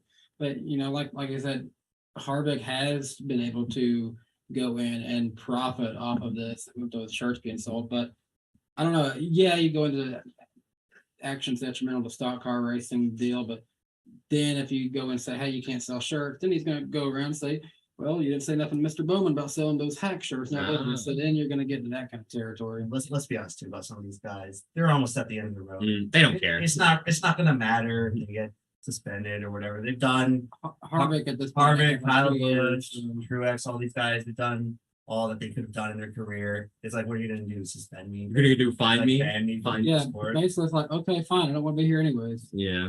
And someone like Chase Elliott, the most popular driver, that comes with a certain level of protection. See, Chase Elliott is someone who surprises me because I'll notice when he has more time to craft his tweet and his thoughts in that way, he will say whatever he wants there.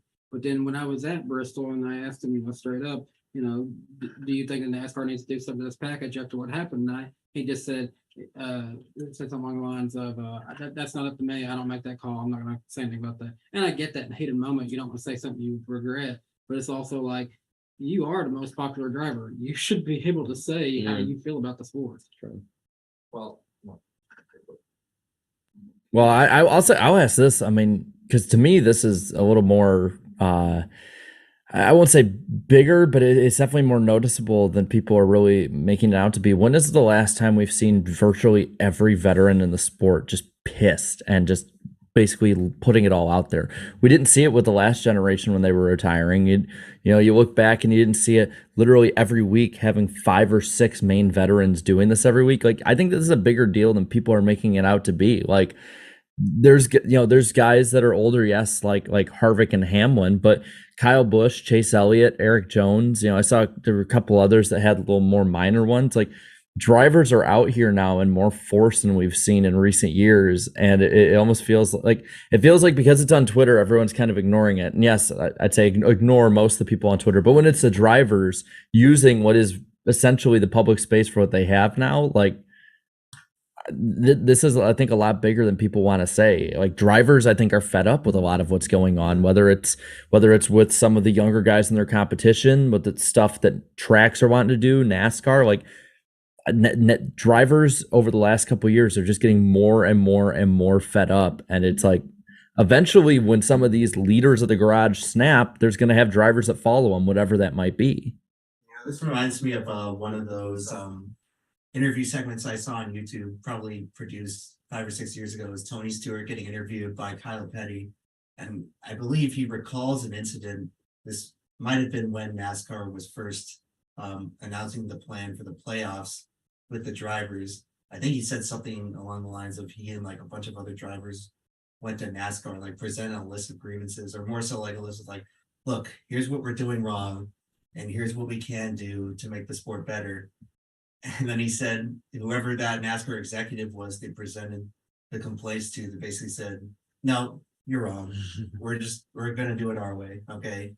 And it might have reached a boiling point now where the drivers are like, okay, you're not listening to us. You're making the car more dangerous. You're like doing all this nonsense with the playoff system. We're just going to go into the public space. It's like, what are you going to do to us? We've gone past the point of settling things privately, it seems. So maybe that's what we're seeing now. I would almost argue kind of in that same vein, but also sort of opposite of that, is maybe they're talking a little bit more, going more public with this, because for the first time since, Brian, or pre-Brian, for the first time in decades, maybe they feel NASCAR is actually listening. Like, I think about some things that drivers have actually been able to get changed in the last year. Like, for one, the push to bring a place like North Wilkesboro back. A lot of drivers have been pulling for that. Dale Earnhardt Jr., of course, most notably. Horsepower. This year is supposed to be another year of 550 horsepower until the drivers and teams said late in a test last year that, hey, we can't do this. And NASCAR, they listened. Maybe they were kind of unhappy about it, but they did. They did make that change. And they did make some changes to the cars to help with some of the impacts. They just haven't done enough. I think some of this was to be expected because it's a huge culture shift this year with the whole new car, and how it's being put together is completely different. Some teams and drivers for those teams are always going to like it more than others. But I don't know. I would argue that maybe NASCAR is actually listening. And so that's why the drivers feel, one, empowered to speak up more, because, NASCAR is not going to just shut them down immediately. And two, because NASCAR actually has made some changes in the last year that I think, the era Tony Stewart's talking about, NASCAR would have dug their heels in and absolutely said no. I think they actually, while they crap on the race control and different elements of the sport, I think NASCAR is listening more now than they have in a long, long time, and drivers are trying to take advantage of that. I recall back in 2013, I think it was Hamlin. Oh yeah, He said something negative about the then next gen car. And I think if you watch the clip, it's like not even that bad. No. He said that it's just going to take time, to improve, and he got fined. And for they that. docked him for that. Mm-hmm. And then the next year they came out with the radical playoff overall, and you didn't hear nothing about it, even though surely the drivers were feeling the same way many of us do now. And it seems like that was the height of the Brian France administration. Yeah. And it seems like once he's once he got out of power, You- sport's been a lot more perceptive to drivers. You might kind of relate to this statement I'm about to say.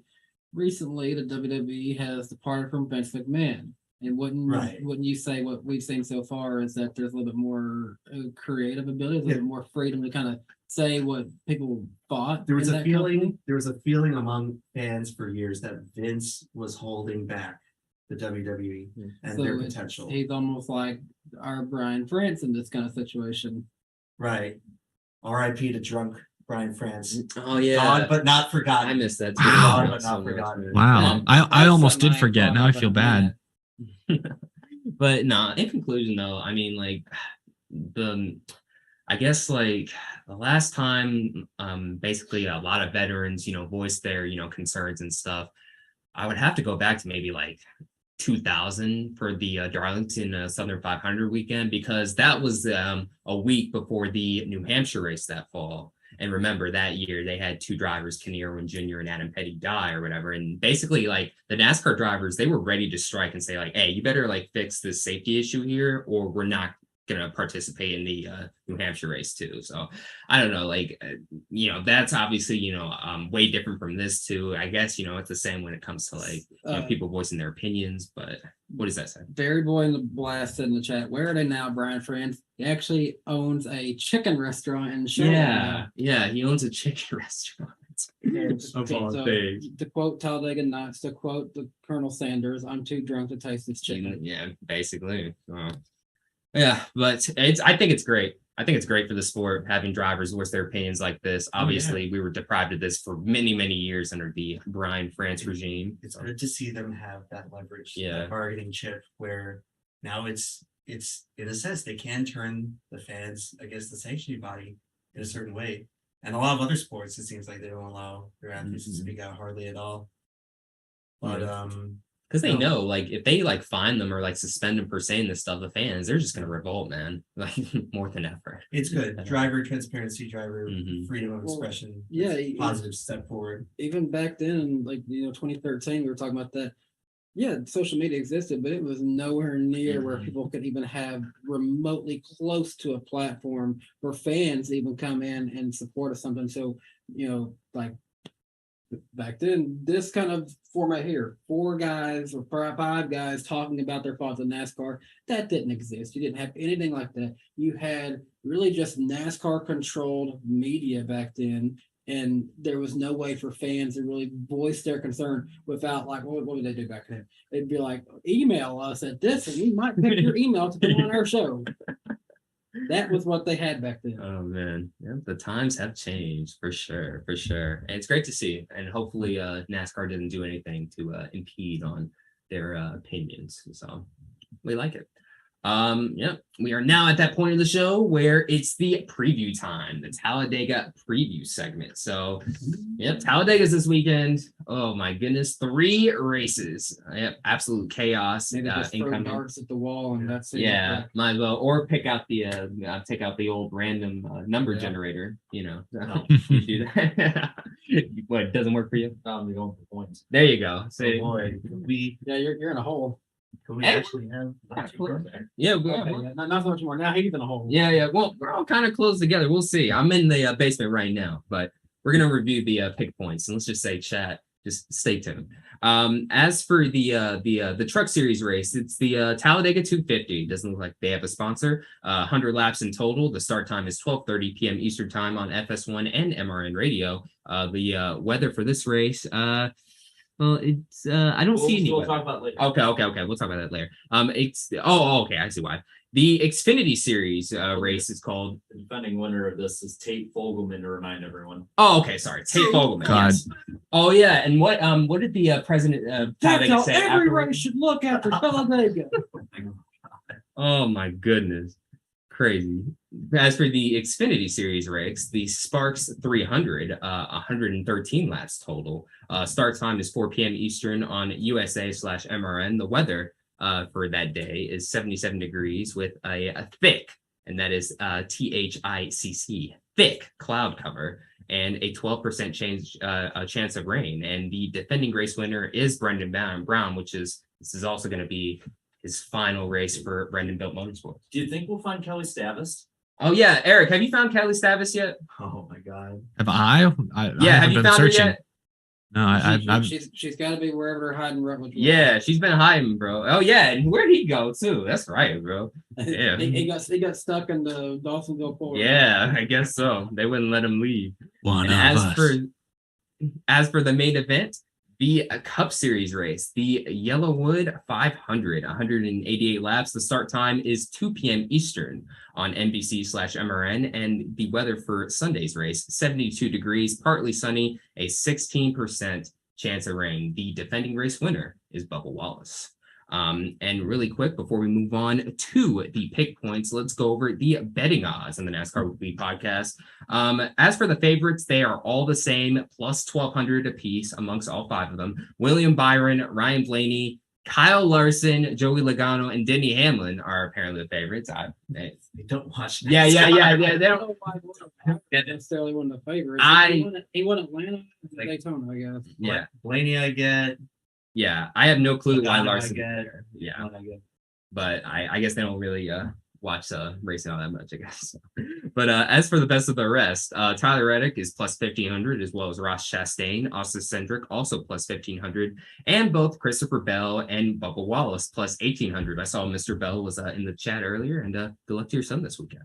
As for the underdogs, the famous underdogs in the betting segment, all hail McDowell supremacy as he enters this weekend at plus 4,000. Justin Haley plus 5,000. Noah Gregson plus 10,000. Harrison Burton plus 20,000. And finally, Landon Castle plus 50,000. So, hey, at Talladega, anything's possible. So, and also make sure to bet on those parlays too, because you might make a huge chunk of change. That's for sure. It's going to be really tempting to do that top 10 one that paid off last time. Yeah, exactly. As for the NASCAR Weekly Podcast fantasy pick points, Trevor Sports 98 has a 200 plus point lead over Toyota Tough, and actually Toyota Tough and 48 Nation are tied for second spot. In fourth is Jets 48, and rounding out the top 5 is a Prime Speed. As for the playoff league settings, Larson Fan 5 currently has a 5-point lead over Trevor Sports 98. Adam Cub Racing is in P3. Prime Speed is 4th, and Claudia, aka Danny B. Wife, is currently in the top 5. So nice, good job. Wow. And I just seen I'm actually 9th in the overall. So there you go. You're moving up the ranks. I think my mom's somewhere down there. She's probably like in the teens, I think, but she's ahead of me. That's all that matters. 12. Okay, so she's way ahead of me then. That's all that matters. All right, so now for the pick points. Oh my goodness. Let's make sure that. Yeah, let's just make sure. Eric, what do you? Eric, hold on. Do you got anything to say before I tell them? Give your side of the story. Eric, come on. So correct me if I'm wrong. Didn't Kyle Busch finish last at Texas? Yes. Yes. He spun out all by himself yet again, right? Yep. Yes. Why did I pick him? To win Texas? That's what we're asking you. Well, he won here back a few years ago. He won here a couple of years ago. He was leading in May when he blew a tire, and he didn't blow a tire this week. So I thought it was a good pick. Hey, bro, do that impression again, please. Please. Got Oh, it one please. time, that's all you're getting. That was a good one. But chat, you can rejoice. You have the podcast pick points lead with 507 points total, bumping Eric down to second, but only -1. Has the chat ever had the points lead before? Yeah. Hey, since I feel bad for Eric sitting here right here, you're the one who went from like being -30 to being in the basement. So Yeah. And I made the video Art of the Choke. Might have to add another one here. Yeah, we'll see. But wait, since we have IDK here, do you want to maybe apologize to the chat? Be like, you gotta put them in a hole. Anything wrong? They're the one that voted for them. Okay. Voted for the go. they didn't have to go if you. Yeah, they did. Yeah, they really There was did. one person that turned into 100 something. I still say that was on them. They Yeah, didn't have it was to. 51 to 49. Yeah, so it was on there. It was on. You do not have 100 plus accounts. Yeah. But You gotta pull it together. We can't let these swarm, hive mind, whatever the heck this is, beat the tried and true NWP regulars here. oh, What's happening? oh, here's what's happening with the rest of the pick points. Danny B is in third, minus 62. Jarrett is in fourth, minus 69. Nice. Nice. And I'm down in the basement, just minus 70 though. So hey, still have some Almost time. nice. Hey, I still have some time to get P3, just like last year. Before the chat beat me for it. They beat me by 1 point last year for P3, so Damn. it gets really, really close. But yeah. So Do let's get. I still have my points from Daytona? Am I on the scoreboard? So you're basically You you're, get to take away points from us. you're basically a Cup Series driver racing in Xfinity. Oh yeah. So Okay, so you can play spoiler. You can play spoiler for All us, right. though. all right. Yes, for sure. But yeah, so let's get right into it. Who is going to win the Truck Series race? Eric, you start us off. All right, chat. You might be +1 for now, but this is going to be a short-lived lead change because I'm coming for the clean sweep. Yes, it's Talladega. It's tough to predict, but I feel strongly about my 3. Let's start with trucks. I'm going with a little bit of a surprise pick. Corey Heim. Yes, Corey Heim. There you go. Win. I'm going with the upset for this one. He has come close to winning here in the Cup Series before. Matt DiBenedetto in the 25 truck is my pick to win this weekend at Talladega. Yes. Well, I need to pass Danny and get up into that good trio, not the bottom. So I'm gonna go with somebody who's pretty good here, who's led a lot of laps, especially in the last couple of races. Last race especially, his team overall is fast. I'm going Ben Rhodes to win this week. All right, everyone. People were surprised that this guy won earlier in the year, but I wasn't because I picked him way back in February, and I believe he was the best finishing out of all the picks on the podcast. I'm going with Parker, the man Kligerman. He's going to get it done at Talladega. I haven't been following the playoffs. Is he in the playoffs? He's won here before. He's not in the play. No, Parker No. Player's on. No. Well, he's going to spoil the There you playoffs go. because it's going to be all 75 this Saturday. He's won here 2 times. He's won this race before, and he's won a race earlier this season. Yeah. And as for my pick, I will go just like Danny B. Matty D gets his first Truck Series win of the season. And as for the chat, who are they leaning towards? They're picking Corey Heim because I picked him. Look Yeah, at them. We need to play defense, chat. Pick Heim. We're gonna have to make a rule. I think it's Heim, Jarrett. Yeah, I'd go with Heim for Yeah. this one. Well, all right. So the chat picks Corey Heim. Hey, we're gonna have to make a rule at some point because the people in the chat are literally saying play defense, pick the same as Eric. Well, So hold that's on. some. You did some of that though.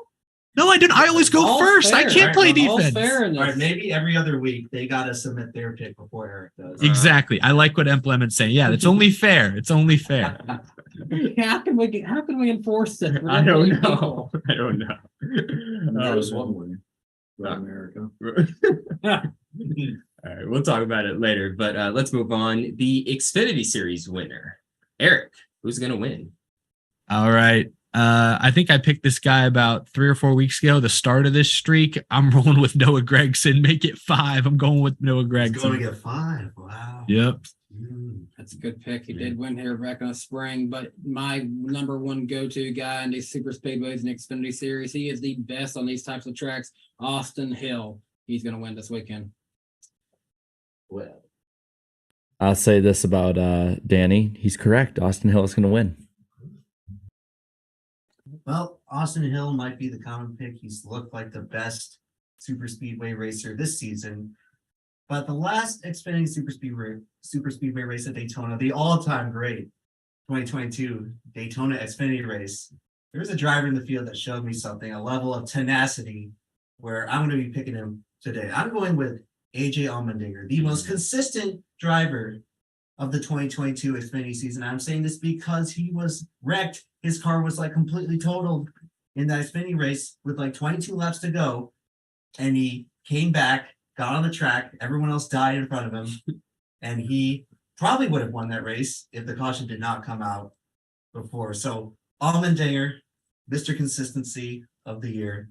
That's my pick to win Xfinity. I know we're jumping ahead here, but it's very obvious the chat is going with Gregson. Yeah, you might as well just put Gregson down for the chat. Now keep this in mind, chat. You might want to follow Eric, but if he's wrong, you're going to go down with him, and I'm going to come closer to you guys. You're going to come back to us. Yeah, going to come back to us. Bring everyone else back in play. All right, so I'll go last. So I will go in the colleague direction too. They are amazing on super speedways usually, but not AJ Allmendinger or Landon Castle. I'm going to go with the previous season's champion, Daniel Hemrick. Okay, so that'll conclude the Xfinity pick points, and now to the Cup ones. Let's start. Who's going to suck? Eric? I don't really have a strong take on this one. I would say Larson, but he was in contention for the win last time we were at Talladega. So I'll cut Larson some slack. I'll go Truex. Poor guy can't have anything nice these days. Nothing seems to go right for him. So I'll say him. Will he flip off the engine? That's the real question.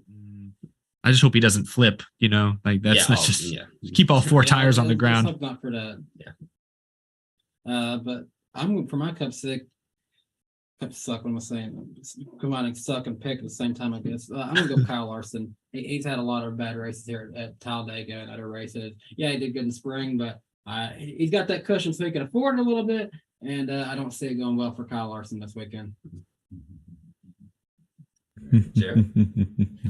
Oh, I can't wait. I love when I do this. I love when I do this just because I know I'm gonna get a reaction. It's gonna be Chase Elliott. I'm going with a theme for Cup.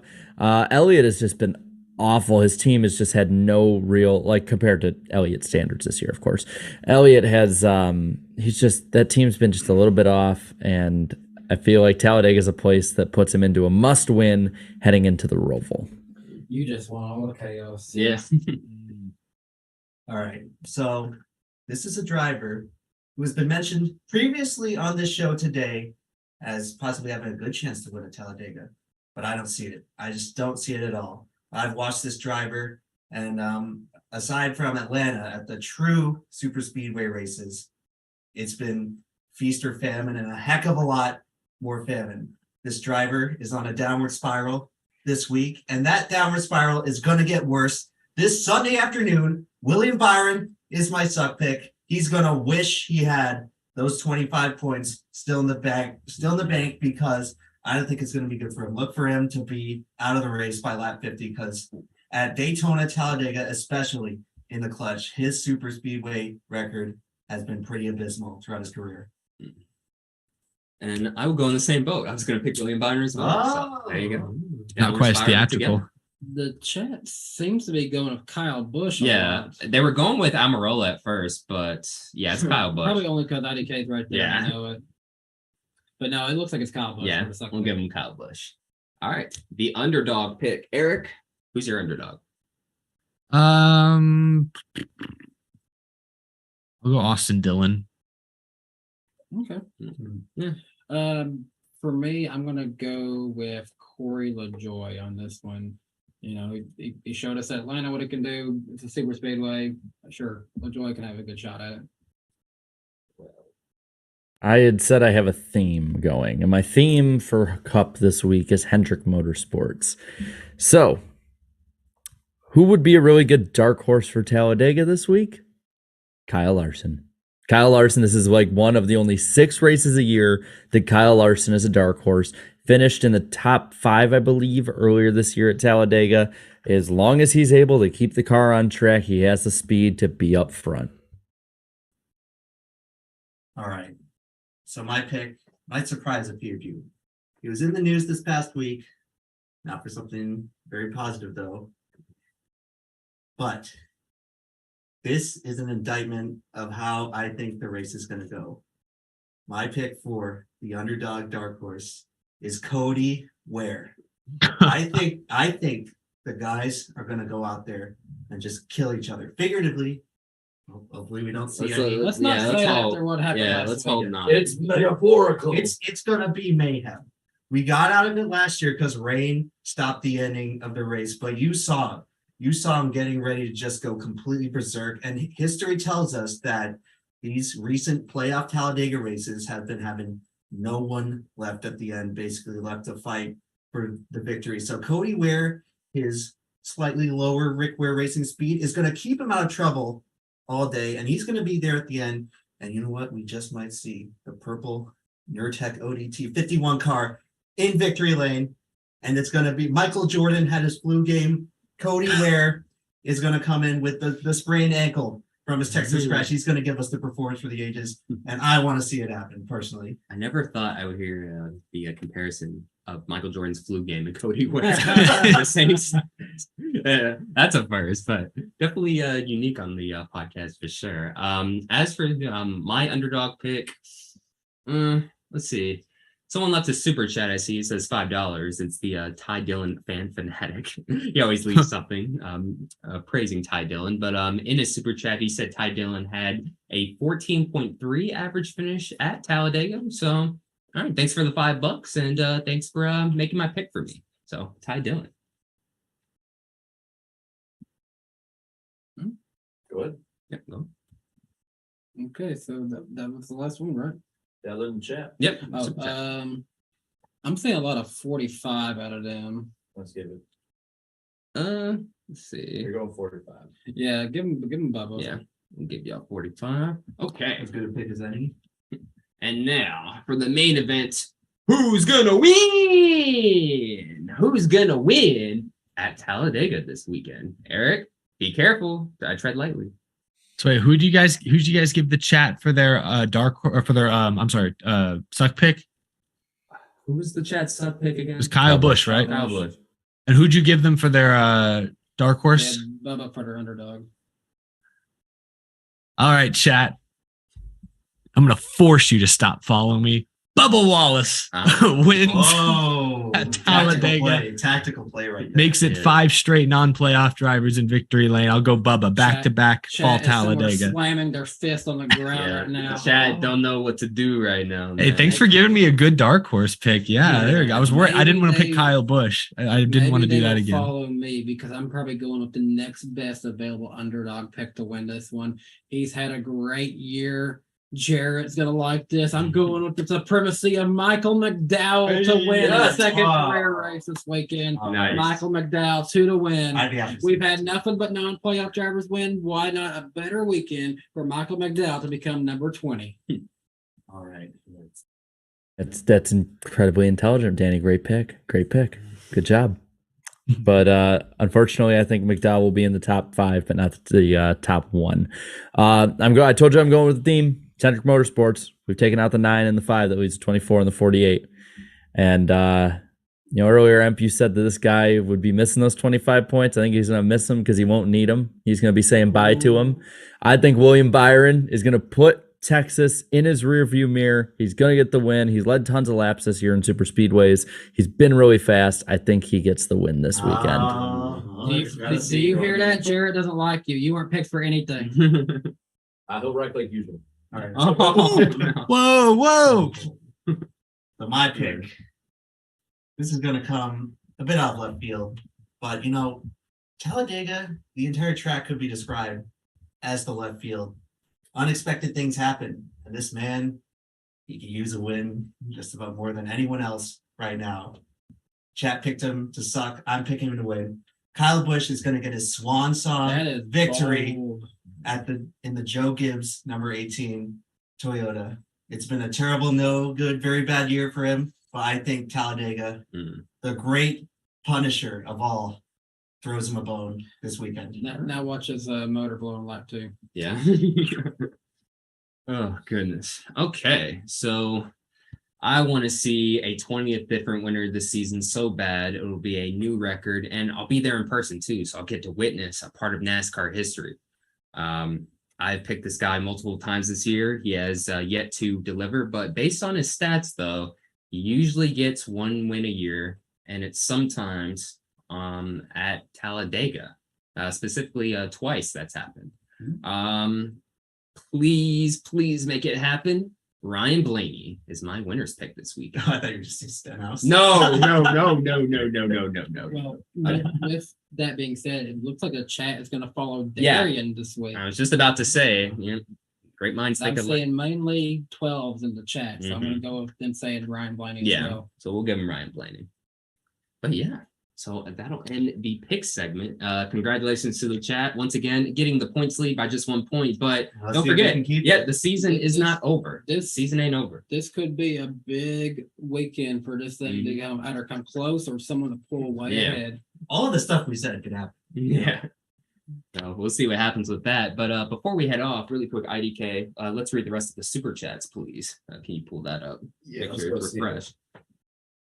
Okay, let's read these lovely people's super chats. Again, thank you guys so much for You donating. stopped that Appreciate it. man dude last time, right? Or I believe so. Yeah. Yeah.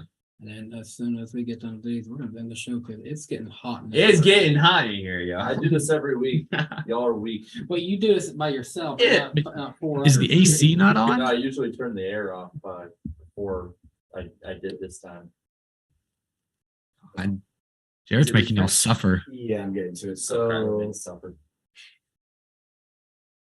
okay, so essentially we got to start with Man Dude. Man Dude with the 5 Canadians said, didn't the announcers say that this was the hottest Texas race ever? Maybe that's why the tires kept exploding due to the heat of the track.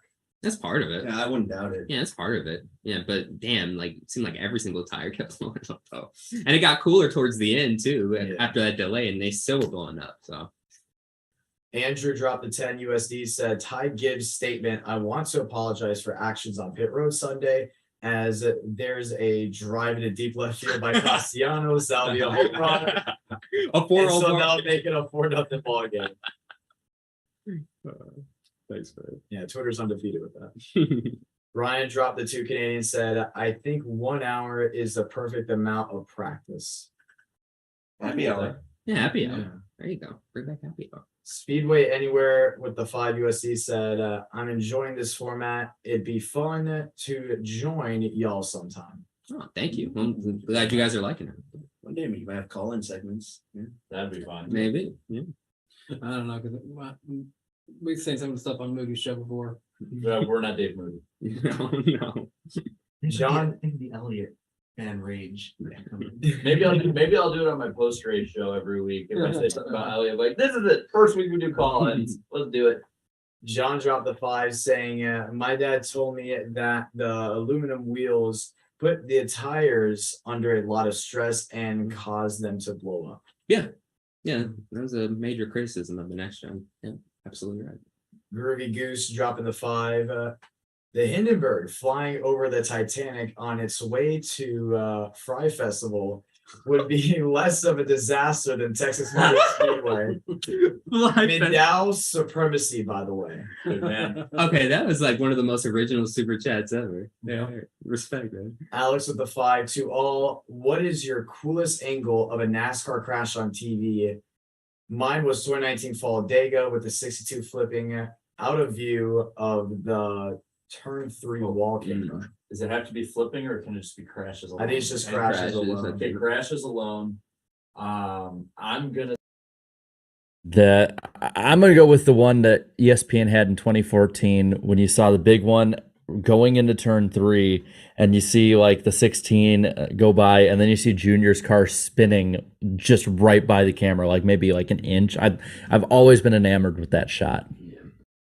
One of the most locked on shots of a flip that I can remember was 2010 Daytona Nationwide Series when Dale Jr. flipped on the back straightaway at Daytona, and they kept that camera locked on him the entire time. You saw him get spun, roll over, and continue to flip down into the infield. That was a very locked on shot of him.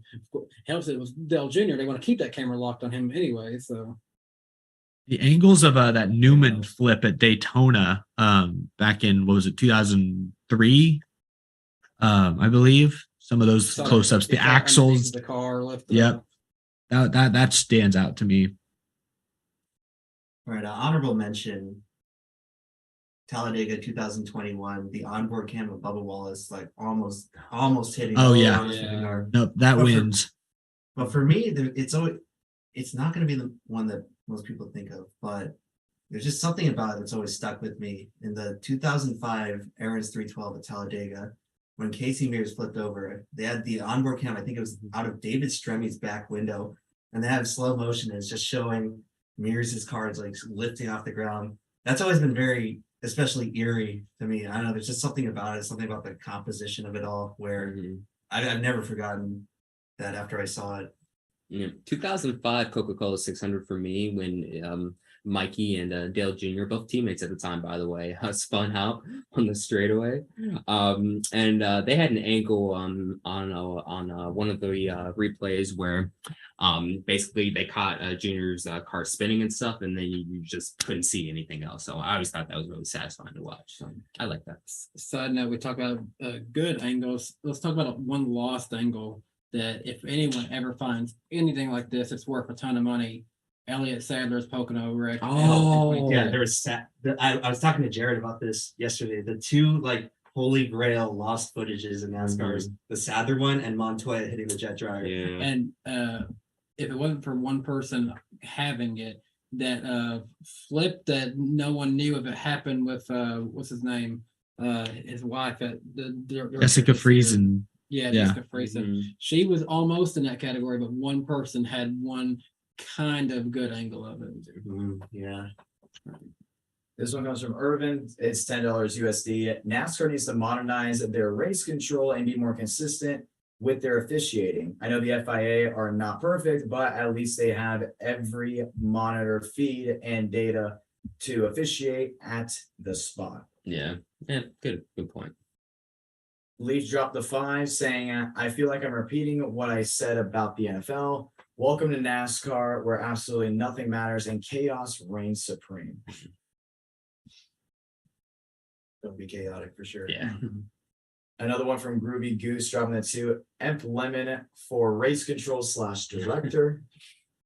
You ready for all that Yeah, responsibility? you ready? Ready for this one? I don't know. You ready to look out the window? The tinted window. I'm ready to look away. When Yeah, the big look one's out that happening. window right now. It's about the same as them at New Hampshire, I guess. Wolfie dropping the 5. Byron is the equivalent of the kid that always gets bullied, finally fights back, and gets punished for it. That's actually pretty good. That was a good one. The Angry Irishman dropping the 5. The weekly podcast has acid, I believe that's what it said. Hashtag EmpLemon nostalgia reference. Wait, I think you meant ascendant. Ascended. Oh, Probably- Ascended. You put like spaces in it, all caps in it. So This weekend we're either gonna get ascended or descended. I'm telling you that. Or whatever that word was. yeah, I don't know. We'll figure it out. Medieval with the 5 saying it seems NASCAR is basing their penalties off of fan reactions. By the way, anyone heading to Fontana next year Probably not. Possibly, but probably not. Yeah. for the first question or the second? Fontana. Yeah, for the Fontana one. But yeah, as for the first one, yeah, kind of, sort of, maybe. I think they knew they missed it that night, RJ but dropped yeah, Hold on. Well, then there goes. Yeah. All right, go ahead, Eric. that's all I was just saying. I think they knew they missed it that night, and they were just trying to, I think they maybe went a little further than they otherwise would have. Mhm. Arcane dropped the 5. Actually, hold on, sorry. I missed that one. Arcane dropped the 2. Super to Cup 1. Hey, it's a nice car. Hey, do you guys think Super will come to Cup? It's a nice car. I like it a lot better than the Camry. Yeah. that's for They're sure. gonna keep their bread maker and Camry. The way a real Supra is shaped, it would be weird if they tried to translate that to the next gen. Man on a Fan dropping the 2. Cindric is my upset Final 4 pick. Ooh. Yeah, things have to go his way, but Sounds like it'll be tough. sounds like what I've been saying. Arcane dropped the 5. What current Cup Chevy team is most likely to jump ship to a different OEM with JRM coming in the future and being Chevy top heavy? RCR, Toyota? I'd say probably colleague. Yeah, I'd say colleague. I say Petty JMS actually. I could see Petty going to Toyota. I'll be real, just because they're so innovative and willing to take chances. I'll say maybe Trackhouse. Maybe they'll give it a shot. Yeah. Gavin with the 5. During the off season, you guys should do a podcast that takes place in the past. Ooh, Oh, like talking about history and like stuff. we're pretending it's like the 2004 chase or something. Oh, something like that. Hey, Let's make the whole show in black and white. Look like this. So Oh.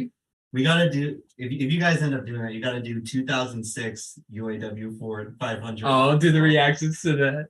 Jimmy Johnson should be. Well, I'm not saying that. I don't want to get demonetized. Y'all know the meme. Don't say that word.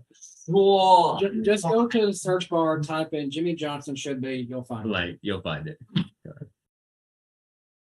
Need for Speed dropped the 2 saying praise Ty Dillon.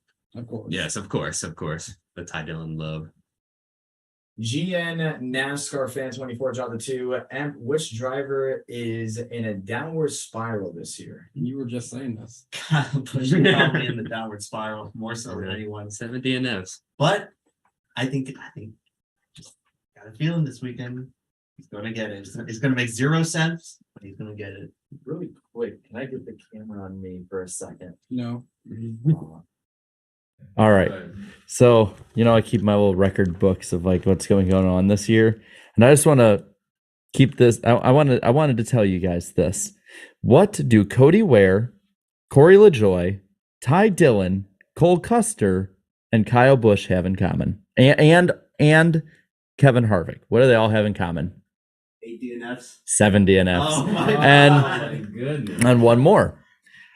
There is somebody who blows 7 out of the water this year, and that is Ricky Stenhouse Jr., who has 10 DNFs this year. I know I said it last week, but it needs to be reiterated. He has double the DNFs that he does top 10s this year. If he gets 2 more, that's going to be 33%. Yeah. Of the season. Yeah, that's like a number we haven't seen a top tier kind of team have since the 80s. That bad season's good. Yeah, and I was good enough to be considered top tier. Mm-hmm. Jake dropped the 10. When I was a kid, I used to get so excited for crashes, especially the big ones. Now that I'm older, it scares me more and more. Yeah. After the Newman crash mixed with the next gen, I tense up and cringe. Yeah. I feel the same way, man. Like, especially a lot of these Talladega races recently, it's gotten to the end where it's just like, can we just get this over with? Yeah. Don't get me wrong. If I see a spectacular crash, I'm probably gonna go ooh like that, but then I'll be like, ooh, they're okay. GN NASCAR fan dropped the 2. And why are you not green? Is it humidity related? Yeah, I stepped out of the swamp at my hometown, so color got kind of go. I got this unsightly flesh color tan. I apologize to the viewers at home, by the way. This is actually just his human form. He actually just put it on while he's coming up here.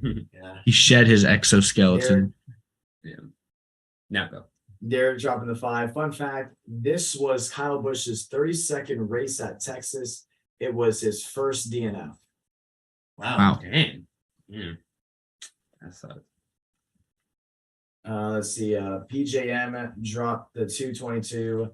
Turning 21 on Dega Day. Hope Joey Logano or Bubba Wallace wins.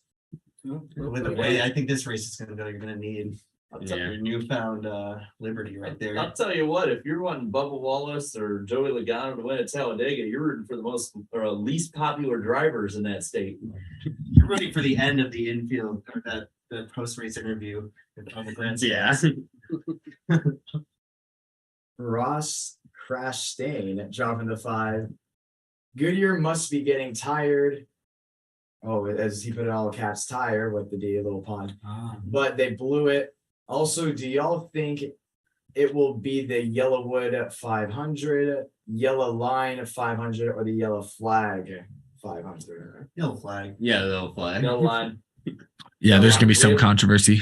Yeah, we haven't had a yellow line controversy. Oh yeah, gotta check that off the checklist here. I mean, my Bingo. phone said it's a Yellowwood 500. Tell them what you got talking about. Ross is gonna go below the line. Can you imagine? Oh no. He's gonna go below the line and turn Hamlin or somebody. Yeah, he's gonna turn Elliott for the win in front of the Alabama game, and then Bubba's gonna pass them both and win. Let's make it happen. Oh my God. Making this come into fruition. ZH dropped the 2. Jan is there. Jan? Jan? Isn't it? Are you Jan? Is that like Who's a nickname? Jan? No. Oh, yeah. I don't know who Jan is. Oh wait. Oh, that's you, right? like yawn, the John. I don't know. Maybe I'm People overthinking are it. yawning at the Texas race. or Yeah, what? I don't know. There you go. There's your yawn right there. Need for Speed dropped the 5. Ty Dillon has an average finish of 14.3 at Talladega and 0 DNFs until this year. Ooh. Mm. Well, there's a few of these guys in the field that are surprisingly really good super speedway racers. Some of them just flying on the radar a little bit. Slide Supersonic with the 801. To think I almost missed NWP's cause because I was playing Gran Turismo 7. Hello, Fantastic Four. How are you? No. Ready? 5 this week, I imagine. Yeah. Fearsome Ready to 5. shitstorm at Talladega? I am. Yeah, I'm ready for it. Yeah. And Gran Turismo 7's a good game, by the way. And finally, the last one, Mr. Bad Guy with the $2. Thinking Austin Dillon, Cody Ware, mid-off incoming. Refresh. I think there's been. Yeah, refresh that. Yeah, and then we'll read the final ones. It's only a few more. But what they say, which 2 drivers are going to have a mid-off? Austin Dillon and Cody Ware. Hey, for Cody Ware, that'd be an improvement, I guess. I mean, yeah, at the 50, we can get on the same level. Yeah. There you go. Isaac dropped the 2. McDowell's the greatest NASCAR driver in history. Okay. Well, we Except can. for Missy. I'm not even going there. Yeah, we can relax. Yeah, he won't even go The there. span of history is going to find a one day. Yeah, if it's Yeah, one last day. year. Yeah. Kyle 3000 dropped the $2 USD with emojis of the downward and the spiral. So downward spiral. Yeah. Escape the downward spiral. It's bombarding my house right now, but we're here in sunny Tennessee. Tennessee. And soon to be hopefully sunny Alabama. Pat dropped the 2. Yellow Wood Yellow Line 500. Yeah. And that'll conclude Super Chats. Thank you guys so much for sending them. And thank you guys so much for watching this edition of the NASCAR Weekly Podcast. You can tune in next week, next week, Wednesday night, October 5th at 8 p.m. Eastern Time over on the Icebergs channel. We'll be going over all of the events that have to do with Talladega. Yeah. Bring it on over to my channel next week. It's going to be really, really fun. Depending on how we do with the internet, which we have multiple options, you might even see us Sunday because, and we're going to hand this off to Eric really quick, but there's going to be multiple YouTubers, including 4 in here, at least on Sunday for sure. But Emp, Darian, IDK, myself, Eric will be there, and I found out thanks to Emp that Slap will also be there. So we got a crew going. But Eric, what do we got this week? There's some pretty cool stuff coming up. Yeah, so obviously we'll all be there and we'll all be kind of together. Occasionally we'll be on our own schedules doing our thing, but we'll be inside the track, outside the track, in the grandstands, in the garage area, the experience, wherever. You'll find us in a number of places, but I know on both Saturday and Sunday morning, I believe Saturday at 10:45 a.m., Sunday at 10:30 a.m., I for sure will be just outside the track, behind the grandstands in the midway at the Alka-Seltzer and Out of the Groove tents, and some of these guys might appear as well. I think even Bailey Curry, who's driving the Alka-Seltzer car, will be there Saturday morning for that one. So be sure to stop by. Slap's not here, so I don't want to speak to where he will be this weekend, but we'll be all over the place. So good chance you'll be able to see a few of us. I'm really tall and easy to spot, so worst comes to worst, you'll probably see me even if it's just from a distance. But hope to run into a lot of y'all out there. It's going to be fun, and the weather, at least for Talladega, seems to be getting better with every hour, so that's a good sign for race fans. Hopefully it's a fun, safe weekend. Slap is also tall. He'll be easy to find as well. Yeah, that is true. Yeah, but did that do it, everybody? Did that do it? I think so. Yeah, so that'll do it.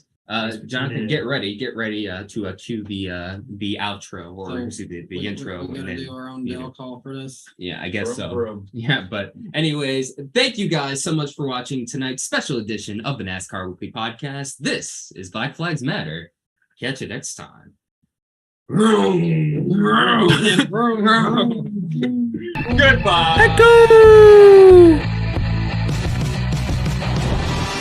Green. Holy moly. Great job! Yeah! This guy. Thank you! Wow! Hey, Hell yeah. Great job, man. Now we got a crash. Cars spinning left and right. Buddy, let her rip. Rain like hell, baby. Come on. Oh my God, guys. Yes. Yes. Unbelievable. You guys are the best. Yes, yes, yes, yes. Oh, what a year.